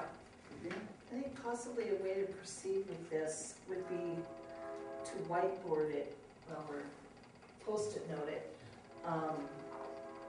just like we did the goals of that we had everybody together at the first retreat. So let's see if we, because I think there's some value to us hearing each other and what we believe that the roles and responsibilities are of the council and of the mayor are. And I would encourage people, where it says, what are the roles and responsibilities of the mayor and his staff? I think that's a real good question, but I think it also could be flipped around, that what are the roles and responsibilities to us of the mayor and the staff too? What do you need from them? Right, what are some, wouldn't it make sense if we did a real quick, probably not today, but a real quick. But I think on May 30th, when we're with it, I think a consensus on it is to have all of us do that. Right, but don't you think maybe before the mayor and company comes in the room, I can tell you that Yeah, fine. certain So it's people not will, gonna change. well, that's what I mean, maybe to just be us for the first half an hour or Or would something. you wanna have a work session for half an hour next Tuesday? Well, I think this has to do with the, It's not the substantive issues, it's just defining again roles and responsibilities. right, and so we have the understanding of it, and then when we go to meet, the mayor will see how, with no names included, that some council thinks this and some council thinks that, and vice versa of them, and so there's a better understanding, but I think to hold off on doing that might be, Is there, Jeff, is there something in code that's in the municipal code that talks about the role of council? You know, what's the role of council and then what's the role of the mayor? Well, there's actually state law, there's state law on that. Mhm. And there's a, you know, I think one of the things that creates a little bit of a misunderstanding is that the state law gives the city council much more power than a typical, like, board in a corporation Mhm. might have. For example, the state law gives the city council the entire power to contract, entirely. And if the council doesn't delegate that power to the mayor, then the mayor has no power to contract. Now, in our city, the council has delegated $100,000 of contracting authority to the mayor. That was a delegation. So It's I don't really see the issue so much as do we have the power to do X, Y, Z? Because the vast majority of the time, if I look at the state law, the answer is going to be yes, you do. The real question is, you only meet 4 meetings a month. No. And how much time do you can't do everything. And so what do you want to do? Because if the question is, can we do it? Yeah, you probably can. But you don't have time to do everything. So what do you really want to do? This came up actually quite recently. I kind of called a specific issue where I was meeting in the mayor's office about whatever it was, and the discussion was, well, that's the mayor's prerogative. And the response was, yes, but you can't do it without budget authority, which is equally true. And causing me to laugh and say, so it looks like we have to work together. And I'd like to see more of that. I don't really want to see our team of electeds going, no, needs to be. I would like to see a recognition. I would like to see a recognition that it might be exaggeration too. I'd like to see a recognition that we would be more effective cooperatively than we could possibly be saying, you know, that's none of your business. You know, if it's on the agenda, it kind of became my business. Do you think a little bit is that, and here's my impression, so if I am incorrect, I apologize, but in the short time I've been working with you, I do get the impression that because you're not speaking with one voice, because you don't have 2 to 3 high priorities that you've all agreed on for the year, you don't have the legislative agenda, that in some respects, you can't negotiate almost equally with the mayor. You can't say, this is the direction we want to give. There's probably some things, again, the administration should be able to do on its own, but you're not really, at this point in time, be able to say, all 7 of us together want to achieve these outcomes by the end of the year. We're charging you with helping us get there. And without that, I do think there's a lot of distress, and I know a lot of you don't like or don't trust the mayor, and so that's got to be put into the equation, but a little bit is, I don't know that you've done what you need to do to speak with that singular voice and be able to say to him, these are the things we want to accomplish, now help us get there. Well, I would hope we could come up with 7 of us with the same idea, though that's the issue I have, is that we have very different goals and objectives in mind. But Diane, I think we haven't invested the time to get there. So, and that is part of the problem, is that we, you know, so go back to our initial, so how do we structure our time? You know, are we setting aside time for studies? Are we, you know, focused on, we still haven't talked from the March retreat what our top priorities are. And here it is May, so, you know, 2 months later, we're still talking about what those priorities are. We tried to talk about it. No, we haven't, but we still have to invest a lot of time in that. And I think Jeff's comments about, you know, we only meet 4 times a month. And even then, you know, we're overwhelmed with the amount of information we got to cover those 4 times. So it really is about structuring our time. So we can say that, I think the mayor would welcome it. you know, good, we got an agenda, you know, and I'll help you get to that agenda. And I think Laura's comments about, let's put together a process where we're working together for things. You know, not to bring up the lightning rod, but last year we actually did try to work harder squared from a staff perspective that didn't even have with the, you know, the, whatever, the urban village concept. And, you know, we kept working, but it's such a polarizing event that we just decided we would never, ever come to an agreement. So, I mean, to me, we need to probably find some easier ones to move forward with because of just the polarization of our existing. Well, you will have those, but I also I'm reminded of Laura's idea about, could you have like come up with 4 points of commonality for things and then said. We there's tried. 2. Okay. Yeah. But let me just, because you've got to go, let me just say one thing, and I'm not trying to promote myself, but I did 7 city council retreats between the last Saturday of July and last week. Every one of them had time where the council came to agreement on 3 to 4 priorities.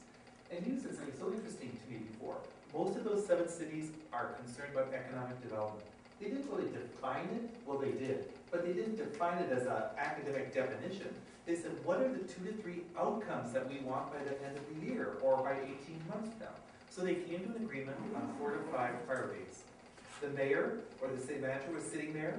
He or she heard the council that these are the things we want. Here are the 2 to 3 outcomes under each of these priorities.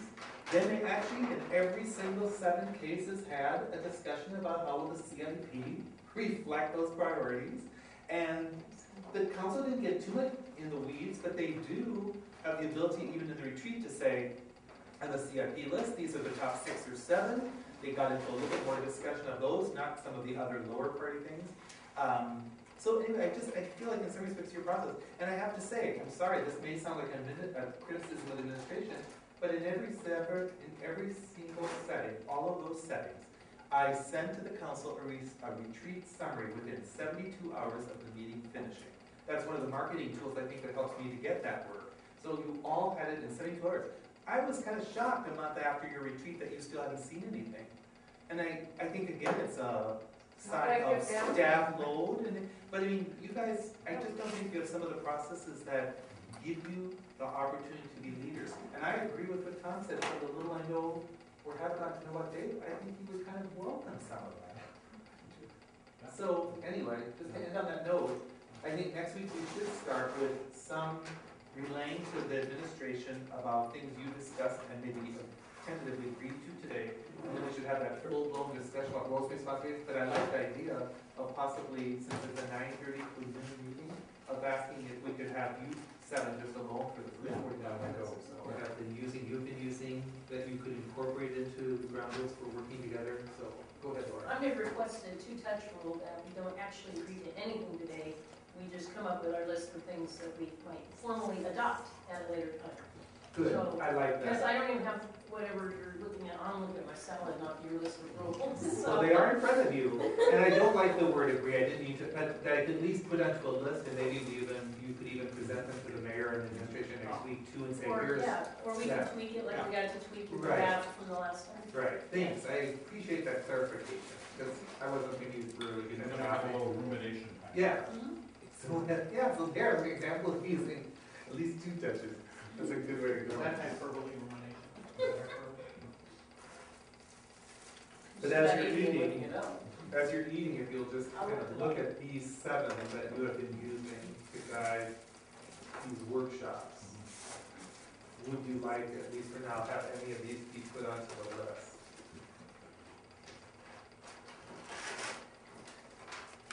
So are you gonna add the ones that you, brought up? Yeah, these are the ones I heard you say to get so far. Call each other, socialize more, no talking to a citizen about a fellow council member, no hyperbole, listen with your different definitions of that, we'll put it into a definition for your review. The efficiency issue, kind of depersonalizing conflict, which actually might be a little bit in here. It kind of comes up with number 2. About not shying away from disagreeing, but don't tolerate personal attacks. kind of sticking to, looking at issues, not personality. So those are the ones I heard so far, or that I pulled out of my notes from the first part of today's meeting. And so now I just kind of wanted to go through these page by page. There is a set of ground rules we have been using. I'm wondering if you want any of these incorporated.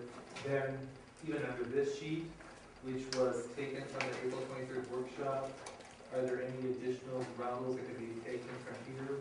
And even from this sheet, although there's a lot of ideas in here, but are there any new possible ground rules from there? That's what I wanted you to look at if you could for a minute.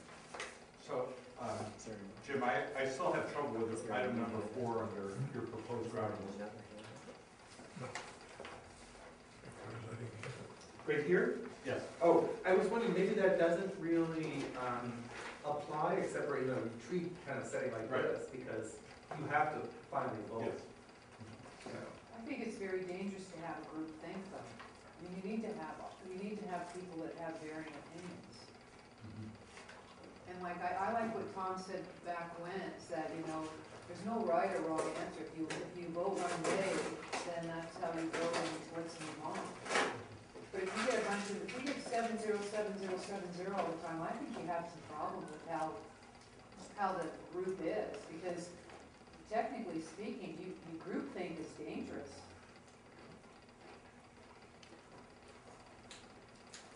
I mean, we have a polarized city, so that's why we have a polarized council, if you think about it. Is it consensus though?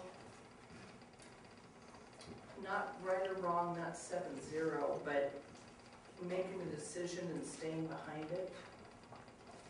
Well, but I do see one that says not, make more unanimous votes, fewer 4-3. Well, there's a constructive way, I think, to do that, and a destructive way to do that. I think Diane's absolutely right, that for us to pretend that if we went and asked 7 citizens about a particular issue, we can't pretend it's gonna be 7-0, because it's not, unless we pick the right citizens who we know will be in agreement. The truth is that many of the issues we're dealing with, there is a fair split of opinion, sunset walkway, whatever, pick an issue. And so in that sense, we're doing our job to represent the diverse viewpoints. But the way, the biggest way to improve this, moving it towards more of a 7-0 vote, is if we can, and we talked about this during the court process, if we can quit starting with the most divisive aspect of an issue, or if we can find a way to pare an issue down to the common ground. Maybe we can all agree on 4 things, but 5 and 6 we can't agree on. Then why is the proposal never to do the first 4? Why is the proposal always, it's all 6, take it or leave it? And so I think, possibly we could get better at looking for that and really not just setting our priorities by what, here's our issues we're going to tackle this year, but maybe even looking at those issues in greater detail. For example, Christian, on the list of things we put dots on, you would have thought that I might be the first person to put a dot by historic preservation, but I couldn't because it had stuff hanging off of it. I can support historic preservations, but why was historic preservation tagged with transfer of development rights, which I tend not to support? And so, now my dot doesn't go there at all, and I just go running over and stick all my dots on public market. And so, it would be nice if we could find a way to refine the proposals a bit so that they're not all or nothing, and if we could start with the common ground. I think our discussion with the court started with building heights. Might have been the wrong place to start. So as a ground rule, it would be, let's first identify common interests and even look for the common points. And then that's even a way to help the council identify priorities or set priorities, but kind of go first looking at what are your common interests, what are the points of commonality among you within a proposal. I don't think it would rise to the level of ground rule. I just think we'd be better to maybe keep that in mind, that at some point in this proposal, there's elements that we all agree to. We could just adopt that. Yeah. We don't have to create the winners and losers by adding, Just the fact, one of the things I object to in that phrase is the choice of words there, where you say to both as winners or losers. That just sets the one that were in the minority on the vote in a bad position. And it sets those in the majority in a position they shouldn't be in terms of seeing themselves as winners. So, we kind of vote, and that's going to happen. But I do like what Laura says, is that as we approach a problem, and this is more a human dynamic thing, or a council dynamic, is that let's, as we approach issues, and we have, we've already said we're going to set aside more time for conversation, let's look for the things we can agree on, and then build from that agreement. That sounds really good. It does, I like it. But I know where you're going. You know where I'm going? I I think was so. gonna say it's hard. It's hard. No, that's not where I was going. I cannot forget that when you were council president and Harper's Word came up, you made a motion to deny the plan as your first subject. And you, on your blog, opposed the plan. So it sounds great that we're going to discuss it, but in fact, that created a dynamic that was very difficult to work with. And it wasn't the first, in fact, it came up during Strong's term as council president when we started the discussions. We continued it in my year. And the motion was not made until somebody asked the port representative what areas were open to discussion on this plan. And he said, none, it's all or nothing. And at that time, it was after that time that I made the motion because there was no discussion. And as I understand, there's still no discussion. The court did not make adjustments to their plan based upon the 6 or 8 months we spent wrangling with them. But they've just taken their plan back and re-adopted it into their comprehensive plan. And to this day, it sits unchanged. So this sounds like a time for forgiveness.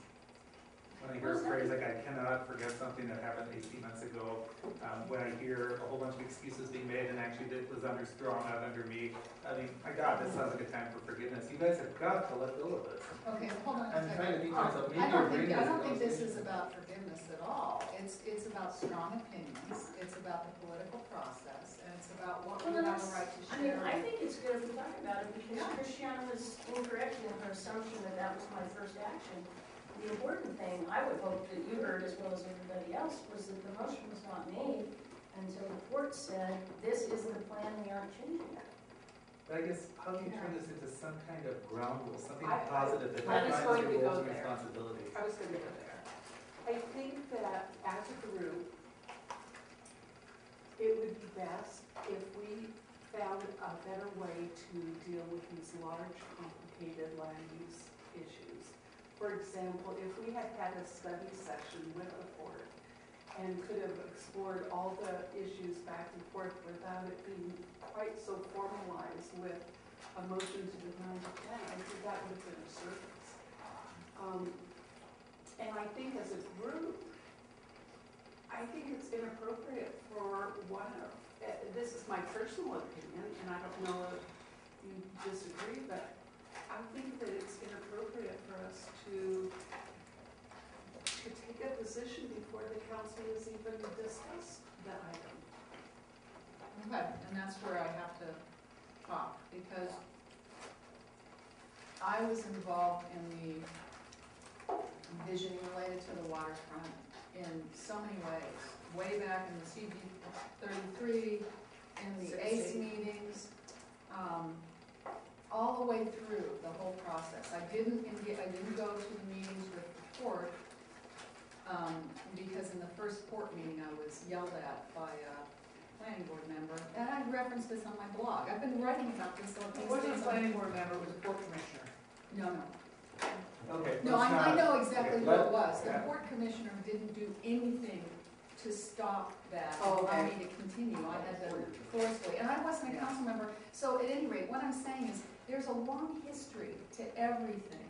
I formed my opinion I believe in my heart, and I think this is the issue we have to discuss.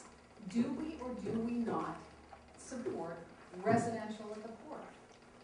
Because it's not zoned for residential, and what they were trying to do was get us to approve residential, 350 condos. And I had innumerable reasons why that was not, that the feasibility study was not an accurate study. And I made my conclusions, Christiane, I see you're not even listening to me anymore, but and those were based on a history that I had and a duty to the citizens who had also shared with me. Many citizens who have opposed development at the port for years. And once I came out and did that, then we had people coming and saying, I thought this issue was settled. Then it generated more conversation. That's open government. That's the type of thing that I think should be on the law. I would say, just kind of to lower the, when the port comes and says, well, it's our way or the highway, we have the power to just ignore that comment. And I thought that's what, at least that's what I was trying to, yeah. But it was a really that's ugly what I was process. trying to do was to, and I don't disagree that the port came in with a heavy hand. And I think, just politically, I think they came out of their bubble and thought that, they had this group of people that liked the plan and they thought everybody was going to love it. I think, that they blew, but I think to just kill it, and to just try to kill it without engaging in that conversation. You have a long history with it. 6 other members of the council may not have had that history, or a lot of people in the community may not have had that history. So I think the idea of open government was to, okay, they're here. We don't think here is where we're going to end up. Can we move them? I mean, it was a negotiation, and they came in with a strong hand and said, we're not going to negotiate. Well, we may have proven them wrong by getting them to negotiate on something. But instead, we did that. Yeah, we did, we tried. I think other people tried. So can we just, Are we gonna keep rehashing this stuff? My God, we could sit here for weeks hashing back the last. But I think to me, it's going to this kind of process about how do we, how do we sit down and have a work session before this vote? We use something besides the port. well, so why can we do this? I mean, here's what I'm getting from this discussion. Could we say that, and I don't know whether it's a ground rule or whether we have a separate section about the council culture and your processes, but could we say today that study sessions could also be informal forums where you invite key partners or stakeholders, such as the port, in order to explore issues? So that would be one thing. And then the second thing, though, is I think here's a subject that might be a little tough to talk about, but it sounds like we should. What about the fact that your politicians, community leaders, you might have taken a position even on something very vital to the city before you were elected? But I think Christiana's point is, how do we carve out some kind of zone where we can all learn, where we can explore, absorb, discover, and where there's the possibility that maybe we might change our position. So I think that's the issue. And you raised an issue about the use of blogging. We still haven't gotten back to Adrian's question about email. And I was going to come to this meeting today to ask you if you could please have a moratorium on email and not even use it for 3 months. Just try that. But I mean, I guess you're raising some questions about how do we continue to work together in a way that doesn't undermine the council process. And so I am hearing a few more ideas. Study sessions could include organizations such as the port. But what about the use of email? Or even if you've taken positions, is there something you can do so that all of you can learn together and try to come to a decision? Even if it's still 4-3, or maybe 5-2, or 6-1. Well, and it'd be interesting to analyze our votes, because I bet there are more votes that are 6-1, 7-0 than there are 4-3. But we tend to focus on the 4-3 ones because that's where the tension is. And so we aren't so far apart. When Christine Gregoire was governor, I heard her speak one time, and they were talking about the animosity between the R's and the B's down in Olympia. And she listed off all the statistics of all the bills that were passed. And I think there were only 5 bills that went along party lines. And they passed 90 bills. But, you know, those 5 were ones about budget and one, ones that draw the attention, but the other 85 bills that were passed were, like 85 to 5, 70 to 10, were really passed by a wide margin. So there is consensus here on moving the city forward and improving things and accomplishing things. I think we should look again at number 3. We assume the best intentions of everyone. If you find yourself making assumptions about what people are saying or why they're saying it, ask if your assumptions are correct. Apparently, well, at least once at this meeting already, there's been an assumption made about what I was going to say before I even said anything. And I just did it to Christiana. Truly impressive. Yeah, you and I both just did it to Christiana. And so I should have. But I think that the other thing is, ask if your assumptions are correct. I mean, for gosh sakes, for Christiana to spend the last year thinking that I made that motion before giving any consideration to the port plan, and that it plainly upset her, is stunning to find out. Ask me, and I will say, no, we started this in December. I made the motion in March, after the guy from the port had made it perfectly clear that it was his way or the highway. And, I like that it was finally asked. I wish it had been asked ages ago. But, I'm really not as mysterious maybe as it seems. And Now, no one has said mysterious, no, that's not fair. Good. And the other thing, I guess, unrelated thing, we talked earlier about people giving their reasons, and for what they're doing. And sometimes if people come in and pre-agree and, oh yeah, I'm going to vote for that, and, you come in and recently, I have no idea, for example, why my fellow council members voted to make planning board appointments that appeared to me to conflict with code. I still to this day don't know, except for one who I've asked. But last night, because somebody did speak up and say why they were doing what they were doing, I actually was able to change my vote. I was going to speak in opposition to something about posting minutes of committee meetings or something on the grounds that would probably drive staff bonkers and take a bunch of their time and add another task to their to-do list. But Strong took the mic and pointed out that, geez, we should do this because maybe we'll have less public records requests if we put this stuff out there. And so, I then did not need to speak in opposition to it because I saw the merit to that being an even bigger conversation. But if nobody says anything, or if everything's pre-decided 4 days before council, I don't get that chance, the public doesn't get the chance. And so I like Rule 3 here, and I like the idea that we're all going to share ideas and/or concerns. I'm just going to raise, picking up Laura's theme, could you all tentatively agree to put onto the list of ground rules numbers 1, 2, 3, 5, 6, and 7?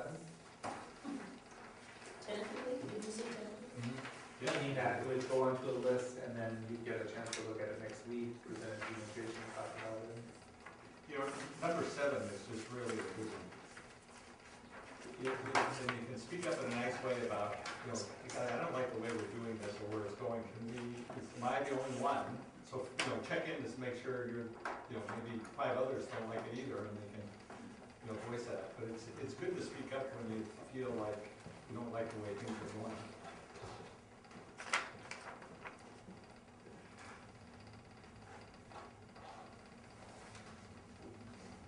And it's also good to discover if you're the only one that doesn't like it, and then you have to deal with that yourself.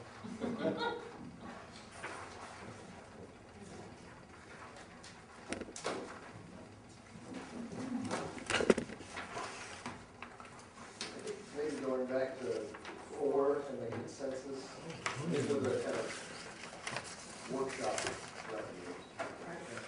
So I'm not so opposed to 4 as the, Yeah, and this kind of thing. No, I took that off the table. So I was saying, could you agree for now that at least 1, 2, and 3, 5, 6, and 7 would go into a set of proposed ground rules for how we would all work together? I'm bowing to the realities that, I knew this all along, I should have commented this before.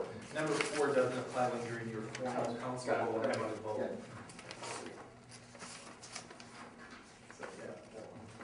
Stick. object if you see a summary from this meeting that says, here are some proposed ground rules for how we will work together, and numbers 1, 2, 3, 5, 6, and 7 are in there, along with the other things that you have just today put on the list.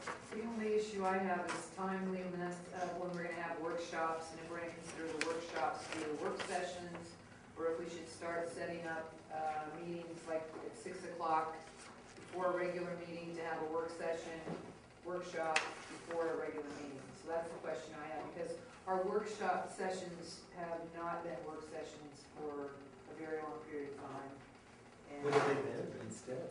you get decisions, I mean, they've been there's been some work sessions, but it's actually just like a regular meeting. Okay, I guess I was hearing from all of you earlier, it would be like a study session to explore one issue or maybe two, in how long, an hour, hour and a half. There would be no decisions made, you would have the public there, unlike Jones effective use, for example, of the public intercommittee meeting, you guys didn't talk about whether you'd allow for public comment or public engagement in your statement, but I'm hearing about a study session that really is Separate. that. That's what I'm Yes. asking for. So, okay, you're asking, okay. That is what I'm asking, so we're gonna have to find time or have it before a meeting. We seem to be having executive sessions. I thought though that was, the idea was it was a separate meeting that's held on the 4th Tuesday or whatever, each month. It's a So separate. it's a work session. Yeah. Make it a work session. Make it back to a work session. And I don't know, you know, just structure-wise, you know, there's a different dynamic when we're all sitting around a room like this than it is when we're sitting on the dais. And so I would say at that 4th meeting, let's set up some tables below the dais and we sit around there and we hold. Yes, We also had, Jeff made the suggestion that we have more frequent retreats. But it's very hard to plan. I know Very it is. hard. I know it is, but I think it, you know, I suppose if we could get all the work done in the work session, that's great, but if we look in terms of having 3 retreats a year minimally and scheduling them well in That's advance, it, right there. Yep, scheduling well in advance, because if I get them on my calendar, then I'm good. that, But, you know, some, but if you call me and say, can you meet in the next 3 weeks, I'm in trouble. This one, I mean, just this one alone took 6 Yeah. weeks to figure out. And But we did it 6 weeks ago. You know, if I'd known this date at the beginning of the year, you know, so as we look at our year coming up for 2015, and yes. if we plan 3, you know, half-day retreats, then we get them on the calendar early on, and then we got them. I mean, I will say, one thing I regret is that I should have known better. I wish when I had first come to see you on March 14th, shortly after I had sent you a note saying, and working with you first, out of deference, if your proposal comes with it, saying, let's find 3 dates right now, you know, Right. here it is in March, because we kind of did it one at a time. Because now the summer months are coming and it's gonna be Yeah. difficult. But no, I'll start putting, I mean, we haven't gotten to the agenda and planning yet. But that's an issue that I think all of us that are interested to talk about, specifically with the staff and the mayor and all that. I just want to raise a logistical kind of real world concern is that if you're going to try to dedicate your 4th meeting to be a true study session where you're just tackling 1 or 2 big issues for an extended period of time, you have to ask yourself, where's all that stuff that normally goes on the That's 4th right. meeting going to go? And when are you going to deal with that? And We're gonna let the city attorney work. Well, no, I was thinking we could do an hour of work session and then go back onto the dais and finish our meeting. Because it seems as though we have informational decision action items that come up all the time. We could try that. With that, I think the staff have to be more reasonable about what they're putting on the agenda and when. And I think using the extended agenda to block that meeting, so they just can't put stuff on there unless it's an emergency, and I don't think of a whole lot of things that are emergent, but block it out, because that's the issue. It's not the council and what we put on the agenda so much, because we were probably only put, guessing 25% of the items on the agenda maybe. Yeah. The staff are the ones that are filling up our agendas, like Jeff. Yeah, Jeff. well, that's the conflict right there with more open government, more public input, is we put things on the agenda now that weren't on the agenda 10 years ago Correct. to get Yeah. citizen Yeah. input. And we do that a lot more, and that's a good thing, but we have a finite amount of time. Yeah. So it is a conflict. I mean, I would like to And I don't know start, the answer, Yeah. because we started, when I was first council president, we had a couple of work sessions, and then it's like, oh, there's all this stuff. Yeah, we did it a lot last year, but not in the sense that we can block out the whole evening. It's more in the sense that when Kernan comes to you and says he wants to do a presentation on the Shoreline Master Program, you think, right, fourth Tuesday, you know, or, and for that sort of thing. But yeah, it's completely hopeless, and it will certainly be completely hopeless in November, because you're in the middle of budget facing December, where we all want to take the last 2 weeks off, and so there's absolutely That might be no. the best time. for No, it, I'm is you have a attempting- budget workshop. I'm yeah, attempting, well, I'm we did. attempting to get the budget Yeah. workshop, the budgeting started way before November. But it's, you know, typically, and it also depends on, I know. you know, basically what's going on, like, the idea, nobody would have guessed that the port plan was going to go from December of one year all the way through September of the next year before being disposed of, and so when you have an issue like that, it eats up the time and the flexibility to set aside any day. I mean, you're pretty much doing things as soon as you can at pretty much all times. So just, I'd like- okay, go ahead. I'd like to make a suggestion that we look at the committee night as a possible night for study sessions. I was gonna suggest the same thing, that it be before committees. That somehow we could combine the two. Some cities have separate rooms in which they all go, like into the training room, or we could just go down to the lower level. But I think it's difficult to have a conversation when you're all in a line, kind of see half the No, people. yeah. Well, and on committee night, that room's already set up that way, Right. so. Great. Okay, I'll start, so we I'll can move do it. some of my work session stuff into study session. Well, then, Tuesday. I guess I was gonna ask a little question about how. For example, how do you get a little bit more information about Mukilteo, Shoreline, any other city? Do you want to appoint one of you or two of you to go and do that and bring it back? Even this issue of whether you would use committee night as a way to have both committees and a council study session. I was wondering if there's like, maybe Diane, the onus should be on you as council president, but just wondering, like, is there some, like, could you put together a small group of you to kind of go and flesh this out a little bit? Because I don't think we can get it all done today. No, I agree. What I'm trying to do is, like I said back when we started talking about planning, I'm trying to take some of the issues that we brainstormed about and bring them into study sessions or work sessions or whatever. We have a work session of the Open Public Meetings Act, which is on the 27th. We're going to have a discussion about the attorney contract, but we might take that out because it might be easier for a decision. I don't know, we haven't figured that out yet. But I mean, I have been, there's long-term funding for transportation, there's budgeting, there's historical assessment in terms of the BD zone that has nothing to do with whatever you suggested, Laura. It was just looking at, because I know of areas like in Oregon where the whole neighborhood is considered historically assessed, and it has nothing to do with rights or property rights or transfer rights. development. Yeah, I mean, so I want to research that. So I mean, there's a variety of things that we did go through that I think would be good to discuss. And like I said, we had that planning board joint session that allowed the planning board to see where we're coming from. So I'm just trying to get us focused because, now the latest hot button is we should remove the 5-foot design standards because it went out, was passed like 6 months, or over a year ago, and it's like, all this stuff comes in all the time, but I want to focus on what we have at hand. Oh, I've received like 5 phone calls now. You're not supposed to look at those. I know. Maybe we've taken this as far as we can go to it, I guess. But I I'm think, just trying to kind of bring. well, the some three, closure I to think this. Adrian already said she was gonna look into the three-touch rule. 'Cause They're I- gonna send me the policy. Yeah, because I spoke to the Okay. mayor about it, and she was not in agreement with it, but she was a former council member, so I. But the staff, the city council did say she was for it when she was on city council. Just as an FYI, because I told them that you said that. Now, there was a surprise. And they said, well, when she was on city council, she liked the three-touch So rule. you'll do Yeah, she likes it. work on Yeah, that they're for us? actually, I'm waiting to, I guess I need to prompt somebody to send it to me. Okay.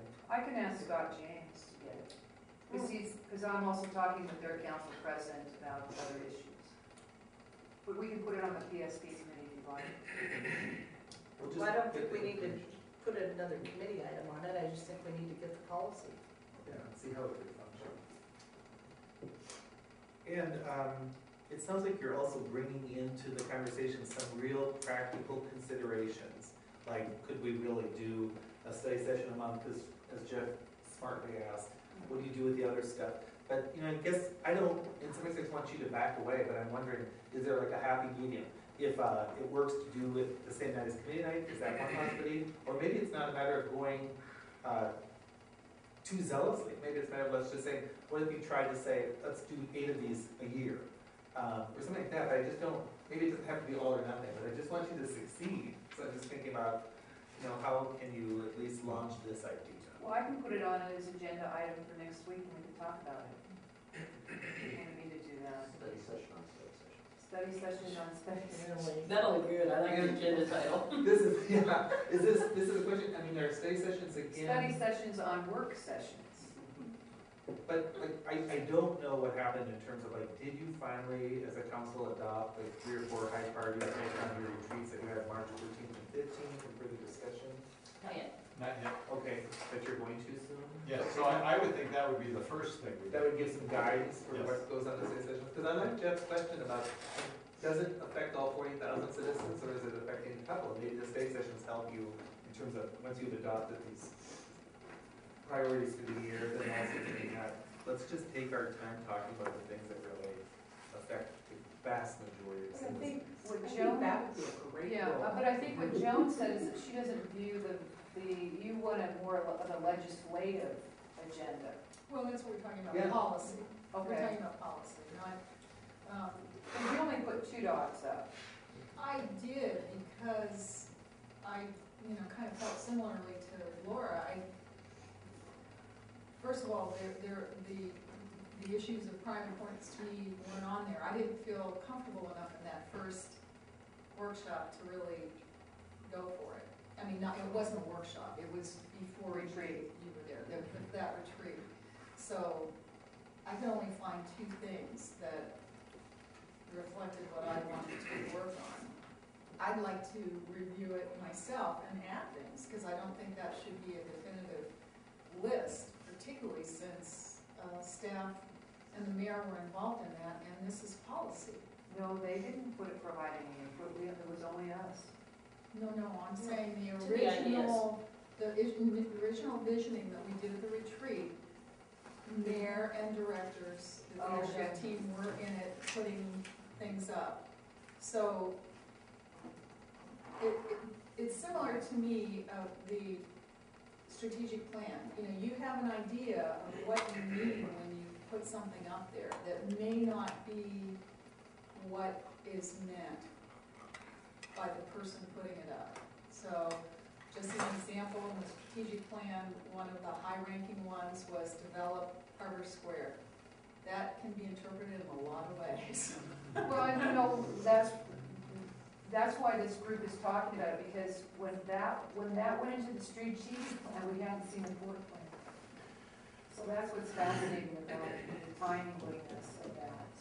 Yeah, I So- don't think it's fascinating at all. I think it's very Well, I mean, understandable. it deals with timeliness, and that's why we, No, I mean, I'm just saying that, you know, again, this is not just about us, it's about the mayor and staff and the direction that is taken based on what, I mean, if you look at the strategic plan questions, you know, they really were guided by the mayor and staff. And they were formulated by mayor and staff.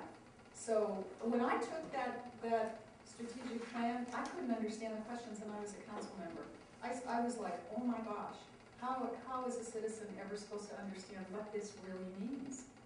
What does it mean to develop Barber They were Square? formulated by a consultant that we approved and hired. Right, but also. And we don't have a staff, so I'm not sure who else would. No, no, do that. Stephen Hudson was actively involved in that, but at any rate, what I'm saying is that, Direction. I feel like we're not clear on our definitions, and we're not clear on our priorities. And a definition, for example, that I've wanted us to look at for a long time is, what's the definition of economic development?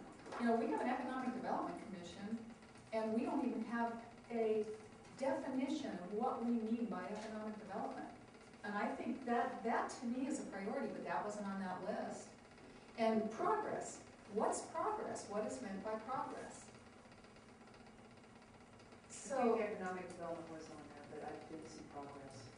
No, I mean a definition. Oh, okay. So, you know, there are some things that I think that are priorities for me in terms of establishing policy and working with the boards and commissions that also need to be priorities for this year, personally. You know, I think we need to redefine the direction of the Economic Development Commission, because I think I'm not sure what they're doing, frankly. But that's a priority for me.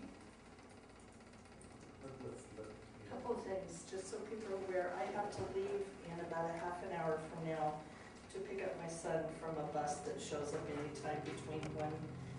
Let's see what Michael Tia does. I don't have the answer. That's where the either. problem comes in, and that's why the committee system is being used the way it is in large part to determine whether this can be a consent item or whether it has to, whether it should count for one reason or another as a full council item. And in point of fact, that's kind of the issue that precipitated last night's disaster. Was I received an email during the meeting from the council president saying, I'm happy to skip committee on this issue and rush this thing along. No, that's not Which what I then said. puts me in a position of, geez, if I'm gonna do it, I guess I have to do it now before the end of this meeting, because we're gonna not even have a committee touch. So one of the problems with it is that different It did issues. say PSP committee, it's gonna go through the PSP committee. The last sentence in the email is in fact something to the effect that if council wants to skip committee, it's fine. You'll put it on for the beginning of the meeting, next meeting. But I think the point is that there's some issues that maybe aren't in either of the three touch. But without at least running it through committee so that at least two people can sit down and say, you know, I agree, we can just go with this. The other thing that will happen inevitably, because it did last year, is as council president, you get requests that this is a rush and it's urgent and whatever. And at that point, what I usually did is went ahead and put it on the agenda, but also BCC'd everybody that this is coming up. It hasn't gone through committee, but it's a rush item, so it's going to be on for next Tuesday. If you have any questions, contact, and then, you know, name the staff and Carrie Height or something. And by doing that, then we can, you know, we're not tied to this three-touch process, which is good, but we can effectuate the purposes of it, of no surprises, of having everybody be engaged, having everybody have notice. We have not had a lot of that lately, I don't think, but Jeff has given us the tool. He says it's okay to tell everybody at once as long as you use BCC and, you know, get into a prolonged discussion of the merits of the issue, just a heads up that this is coming. Because if we nail it to a procedure, I think we're in big trouble, and the council president is doomed. Well, where would you get most of the requests, like this is urgent, it needs to be on the agenda now and has to be decided now? Would that come from administration? Yeah, staff just emails you and said. So could we alert the mayor and the directors next week that we're gonna try this, you're gonna try this system, and for a while, there's gotta be a moratorium, you cannot have that? You really can't, because sometimes they cannot see it coming, and Contract it issue is or something pops everybody up. would want to have done. So I don't think we can. That's my other question was gonna be, are there some things, I like Adrian's idea, let's find out from Mukilteo and Shoreline, Yeah. but is there, right now, could you say, here's a category of things that would be kind of exempt, that would be likely to be a consent from the committee or an urgent thing that would be no problem for all of us to quickly dispatch with? Well, if we can just utilize this example, and like what happened at the beginning, let's say that the boat's sinking. And I've heard from, I didn't even know who this person was, I've heard from people, the boat's sinking, please do something about it. So I asked Strong, do you need a lifesaver? And Strong says no. And then at the end of 2 hours, Strong comes back to me and says, I need a lifesaver. And I'm like, they're all gone. And so what has happened is suddenly my trust for Strong is like, well, Strong, sorry, goodbye. I mean, what has happened is this issue dealt with either a resident or non-resident, period. I didn't even know who it was. And it had morphed into, we must have spent over, 150 hours on this topic? And it continued to get personalized, and then it got like, oh yes, you would not believe the emails back and I don't forth. know what you're talking about, that's why. Are we talking about the economic development and some, Right. I think Still some look on my non-citizen? face. Right, right, and I'm just using the analogy. But, so I So mean. that was, Non-resident. So it was, to me, it was just an issue of resident or non-resident. Everything had been gone through for 5 years, fine, no concerns, no complaints. Now suddenly we have, it's an issue of terminology. And Mr. Taraday saw Edmonds Citizen Economic Development and decided that Edmonds Citizen didn't comply to, or didn't say resident of. And so basically, all I was trying to do was address that fire, period. but no, for example, just using it for a moment, is there a way this three-touch rule would have helped that? It would have eliminated surprises or maybe feel. There should have been no surprise. The surprise was the selection. This is the issue, I mean, what you said is that there was a fire to put out. See, I didn't interpret that as a fire at all. That was an issue that could have been addressed easily in the three-touch rule. There was no But there was nothing fire. wrong with the committee to start with. So it would have never came about unless this selection would have happened. Okay, again, what I brought up last night was that a lot of other issues were raised to me related, even the name of the economic development. It's the Citizens Economic Development Commission.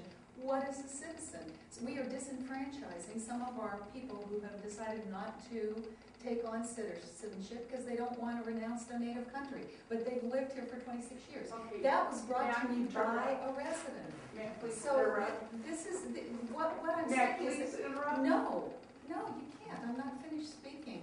This is about the process. And if we had done the three-touch rule, we would have been able to integrate all that input from citizens.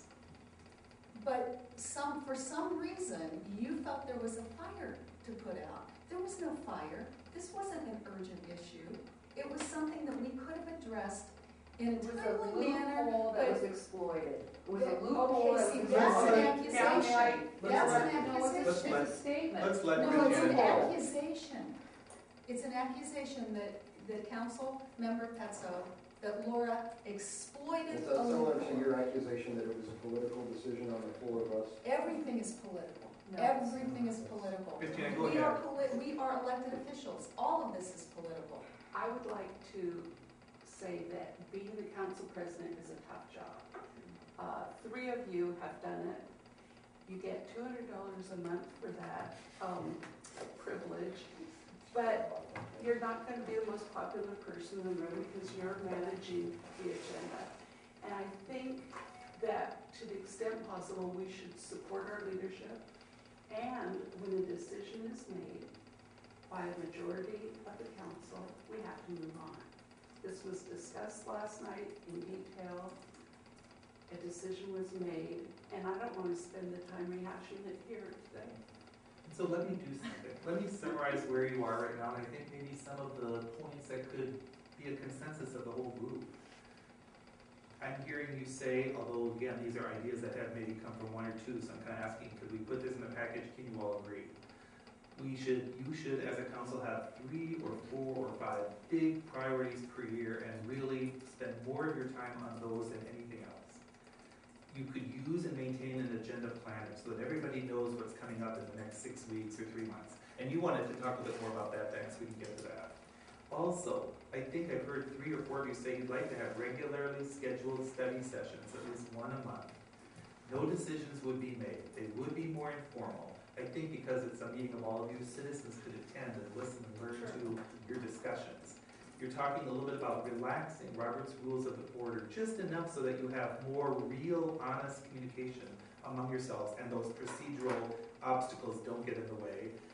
Joan was complimented by Tom, and so I think there's another point about how you use the more informal committee meetings, and you could invite citizens to the table or involve them in different kind of informal ways. So that would be kind of a package of ideas you've come up with so far that might help improve teamwork among all of you as well as engage citizens and kind of start making some headway here. Jeff? I've been very quiet, and rightfully so, because I'm not a council member, but I was invited to be here today, and so if you don't mind, I'd like to just weigh in on a couple of things. When I think of what a high-functioning council would look like a year from now, there are 2 big things that come to mind for me. One is that you all forgive each other for the things that you've done to each other, said to each other, etc. Everybody has probably some dirty laundry, and I think you all need to forgive each other. And you need to forgive yourselves for what you've done to each other as well. And without that forgiveness, I don't think that you're going to be able to get past where you are today. So I really think you should all think about that. The second thing is, I think that you should always be asking yourself when these things that seem like momentous, high priority things that need to all of a sudden be rushed on an agenda, you should all pause and ask yourselves, is this the kind of big picture issue that is going to affect 40,000 people? Or is this a small little thing that somebody's yelling in my ear about, but really isn't going to impact the city by and large? And I think if you can accomplish those 2 things, focusing on the big picture and forgiving each other, you will be a high-performing council.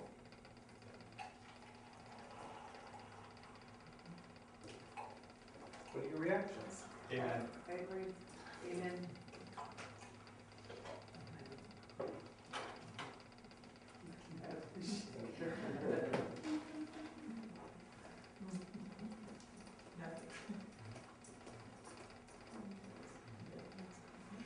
Right on, Jeff. Well, what would it take to forgive you? To forgive yourselves and to forgive each other? You just say it? So some of the things, when you look at the values behind this and a little bit about how we interact, and we started, I think Adrian talked about this in terms of listening. And so listening is the ability not to go to quick evaluation. And so sometimes, I'm talking to myself, that I want to value. And so I want to say, well, where do I stand in terms of that statement? So am I on this side of that statement or am I that side of that statement? So I'm already in evaluation mode. Whereas if you're really listening, you're absorbing information, you're in discovery mode rather than in evaluation mode. And then the other thing that I've observed in my short time on council is that there's the use of hyperbole. And we have hyperbole. Easy word. So it's the use of amplification. So we tend to amplify things. So if we're on one side of the issue or the other side of the issue, and I'll use the negative side for an example, that we tend to put adjectives in there that amplifies the negative side of something, and that's hyperbole. And so rather than, let me see if I can think of it. Such as? Well,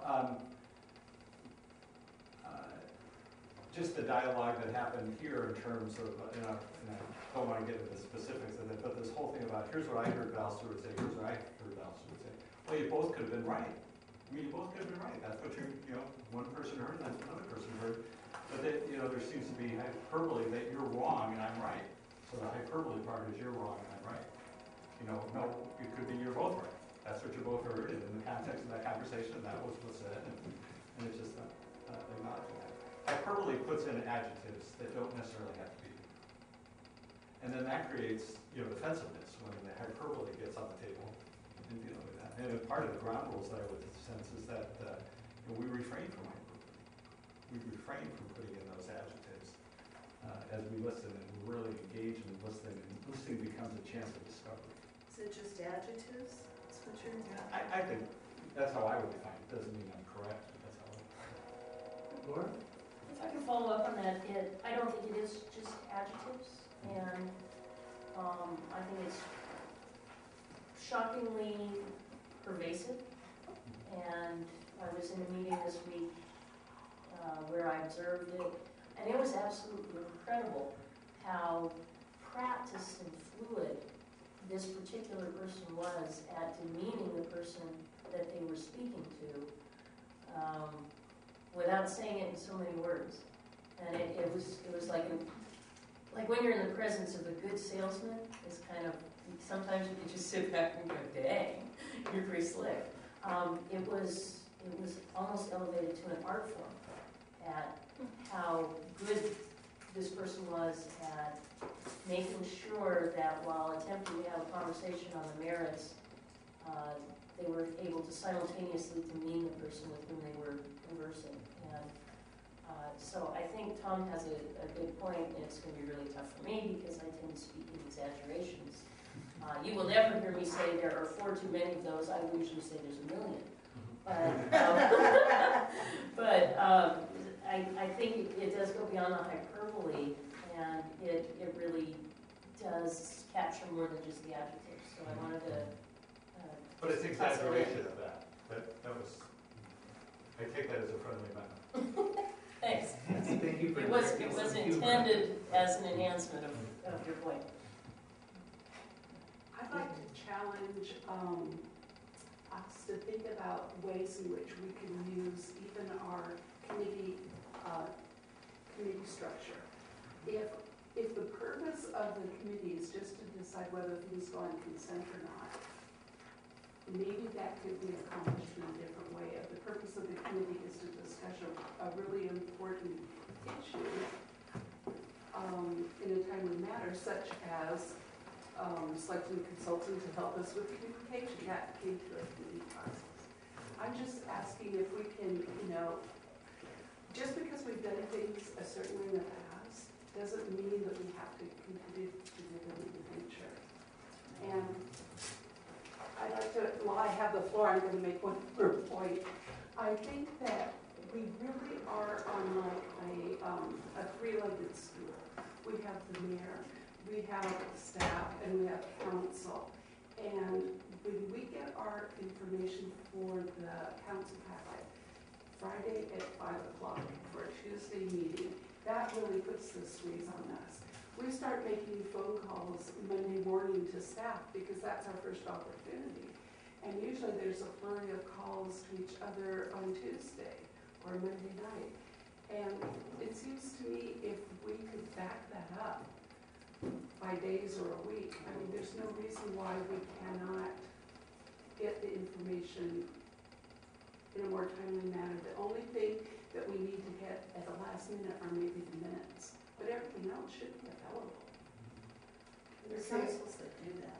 I do want to say, though, I do like how Joan is having the different public works thing brought forward for full council, because for the longest time, I mean, some stuff I think we need to have an educational purpose that goes through, like for the finance committee, when Sean took over, we had him always up there doing finance stuff, so I do like the fact that you have some of those projects brought forward, because I think the citizenry needs to see, especially since there's been such a contentious issue with Sunset, which I'm hoping to get back on the agenda soon.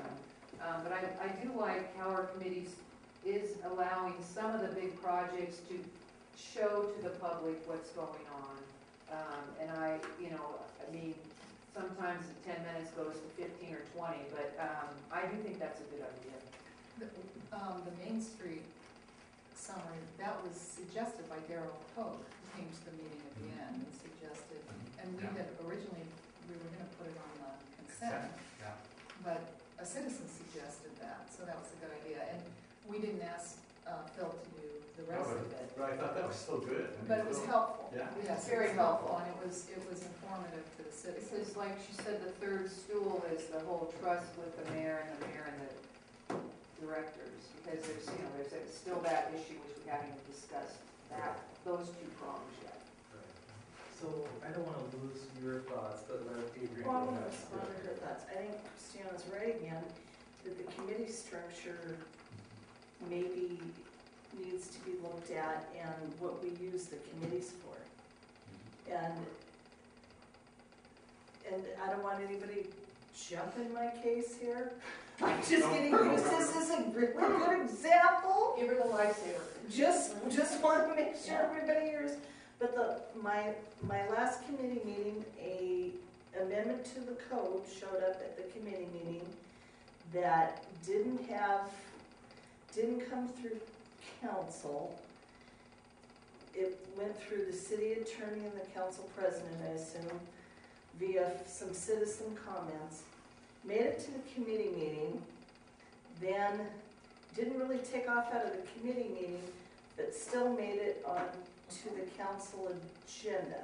So, which may be within prerogative to do. I don't want to debate the rule of it, whether it belonged there or didn't, but I think if that's what the committee is used for, is a jump-off point for something that doesn't, why send it to the committee, I guess?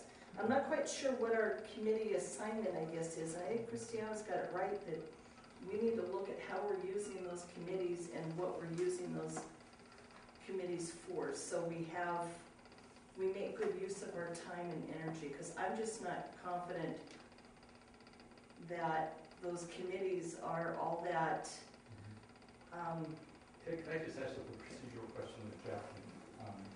One of the first things I did when I was appointed to council, I went to Scott Passy and I asked Scott for a copy of the city charter. Fool that I was. Because I thought there would be a city charter, and I would read the city charter and then I get a feel for where these rules. But there is no city charter. So, because we're a municipal code. Non-charter code city. Non-charter code city. So our charter code cities. I know, there are. Well, which I thought we were, but we weren't. So, just goes to show what I mean. So, but part of it is that then, what role, it goes to the fact of what role do the committees play, and then can committees take an issue, and because you have a committee, reformulate that, and then make a recommendation to council. Correct. And so, and the reason I asked that question last night was I thought that's what happened. That's right. But what I heard, after the committee meeting, Adrian and I had a conversation and said, well, this is going to be fun because we made this recommendation, it's going to solve the problem across the city, it'd be great. And then when I got the agenda, that's not what was there. That's the first time I've ever seen it. But anyway, The system- let's not debate that issue. Okay, Let's the debate system the was role. down. The But system was down, which is why. But we're not- Okay. That's not what I'm talking about. What I'm talking about, what is the process of committees? That's the process that I want to deal with. And so then let me look at you and say, is that the process that should work? There is no defined process for the committee. I mean, what the code says is that the council president appoints people to the committees, that the council president supervises the committee system, and that the council president sets the agenda for the council meetings. That's what the code says today, Okay. more or less. I do not think the code specifies anything about what the roles of committees are. And I certainly invite the council to put some meat on those bones if it wants to. Does the code define the committees? No, I don't think it does. Oh, that's interesting. No, but we changes them. We change the committees all the Change the names. time. Oh, We change the names and things like that. So let's jump in, and then I'm going to interrupt to see if there's maybe some way to move this ahead. It brings up the other issue, what you brought up, Adrian, about, how an ordinance gets onto a committee meeting, is what you said before, Jeff, is how many council members does it take to direct the city attorney? Another point that is never going to be clear. Right, so we really need What to is clarify that. How are you directed, how were you and by who to put ordinance on the committee? So that process needs to be cleaned up. other process Excuse me, that, though, it, what, no, again, I'm not the again system- talking about the I details, know, I'm but saying the that the. system was down, and so Okay, the but agenda memo What was are we changed. fighting? I'm sorry. Because we keep bringing this back up, the system was down, Strong was supposed to put the agenda memo, which was 13, the same name on it. Jeff was instructed to do the thing. What ended up happening was the agenda memo was changed to look at all committees, and all committees were added to the agenda memo. Adrian, that is very true. We're not talking We're about not the details. I know, We're but- talking about how to correct this from happening again. Well, So the at any system rate, can I should be finish up. my sentence? Okay. I feel just, I do feel like you must be feeling pretty beaten up as council I president am. because you're trying to do the best job. But I feel like what's happening here is we're just simply identifying that all of you are lacking a whole bunch of tools and steps. So I want to even protect you because I don't feel like you should be beaten up. I feel like just would the be like entire- Tom and not even speak about it again, because the whole process was outlined in an email, But which what's Dan, but Adrian insulted me about, so I mean, Dan, but what I'm hearing right now is, one, how do we make the council function better and get at these things like no surprises? And so that's where I think Adrian brought up the idea about the 3-touch rule. I will say, I feel like maybe we shouldn't talk about that anymore. Let's go find out information from Mukilteo, maybe Shoreline. Another issue I think that Joan's going to bring up too is a little bit about, well, all of you were talking about, just what is the purpose, the mission of each of these committees?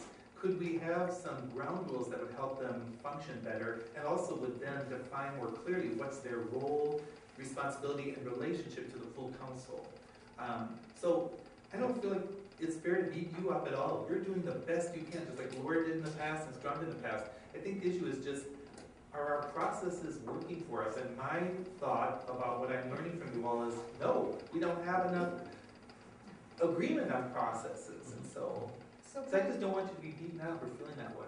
And my purpose was, again, to look at the process and correct it, so we don't have these disagreements in the That's future. her Yeah, but idea. can well, no, my point about what you said is to look back at that and the process, and that's what we're gonna be doing later in this meeting. The other thing that, and I know we'll be talking about this, but when we talk about what our goals are for the year, we also, that's when we should clarify what legislatively we're gonna focus on. And that, to me, is clarifying direction for Jeff in terms of what are we all going to, what's important to all of us. And in my concern with the visioning, and hopefully we'll talk about this later, the visioning workshop is that I would like clarity about us focusing on the legislative agenda and it being our legislative agenda as opposed to the mayor, staff, and council agenda. And that's my objection with us looking at that visioning exercise where we, just threw out ideas in advance of working with you. So, and then put little red dots on it. That's not, to me, it didn't speak to any of what is of concern to me in our legislative agenda for this year. So I think that if we're going to do visioning exercises, we need to focus on a legislative agenda, what we're doing as a body, what's important to us, and try to keep within that unless something comes up that's urgent from staff that we have to address. And the other point is that, I know we're comparing to Shoreline. Shoreline has a city manager form of government. I believe, and I know in Montlake Terrace this is the case because they have a city manager form of government. The city manager meets with each council member individually weekly so that there's clarity about what's the direction to the city manager. We have a completely different situation here. We have and we have to take that into account. And that's, we have a strong mayor form of government. And what I've seen in the 2.5 years that I've been on council is that strong mayor form of government in Edmonds equals a weak council.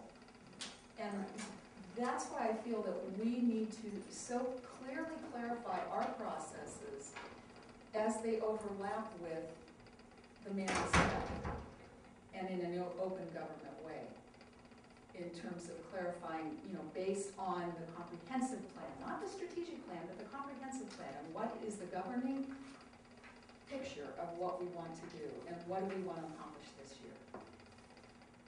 Jim, Yes. break time. Oh, okay, bye. You wanna take a break? Yes, please. Should we see? From downstairs.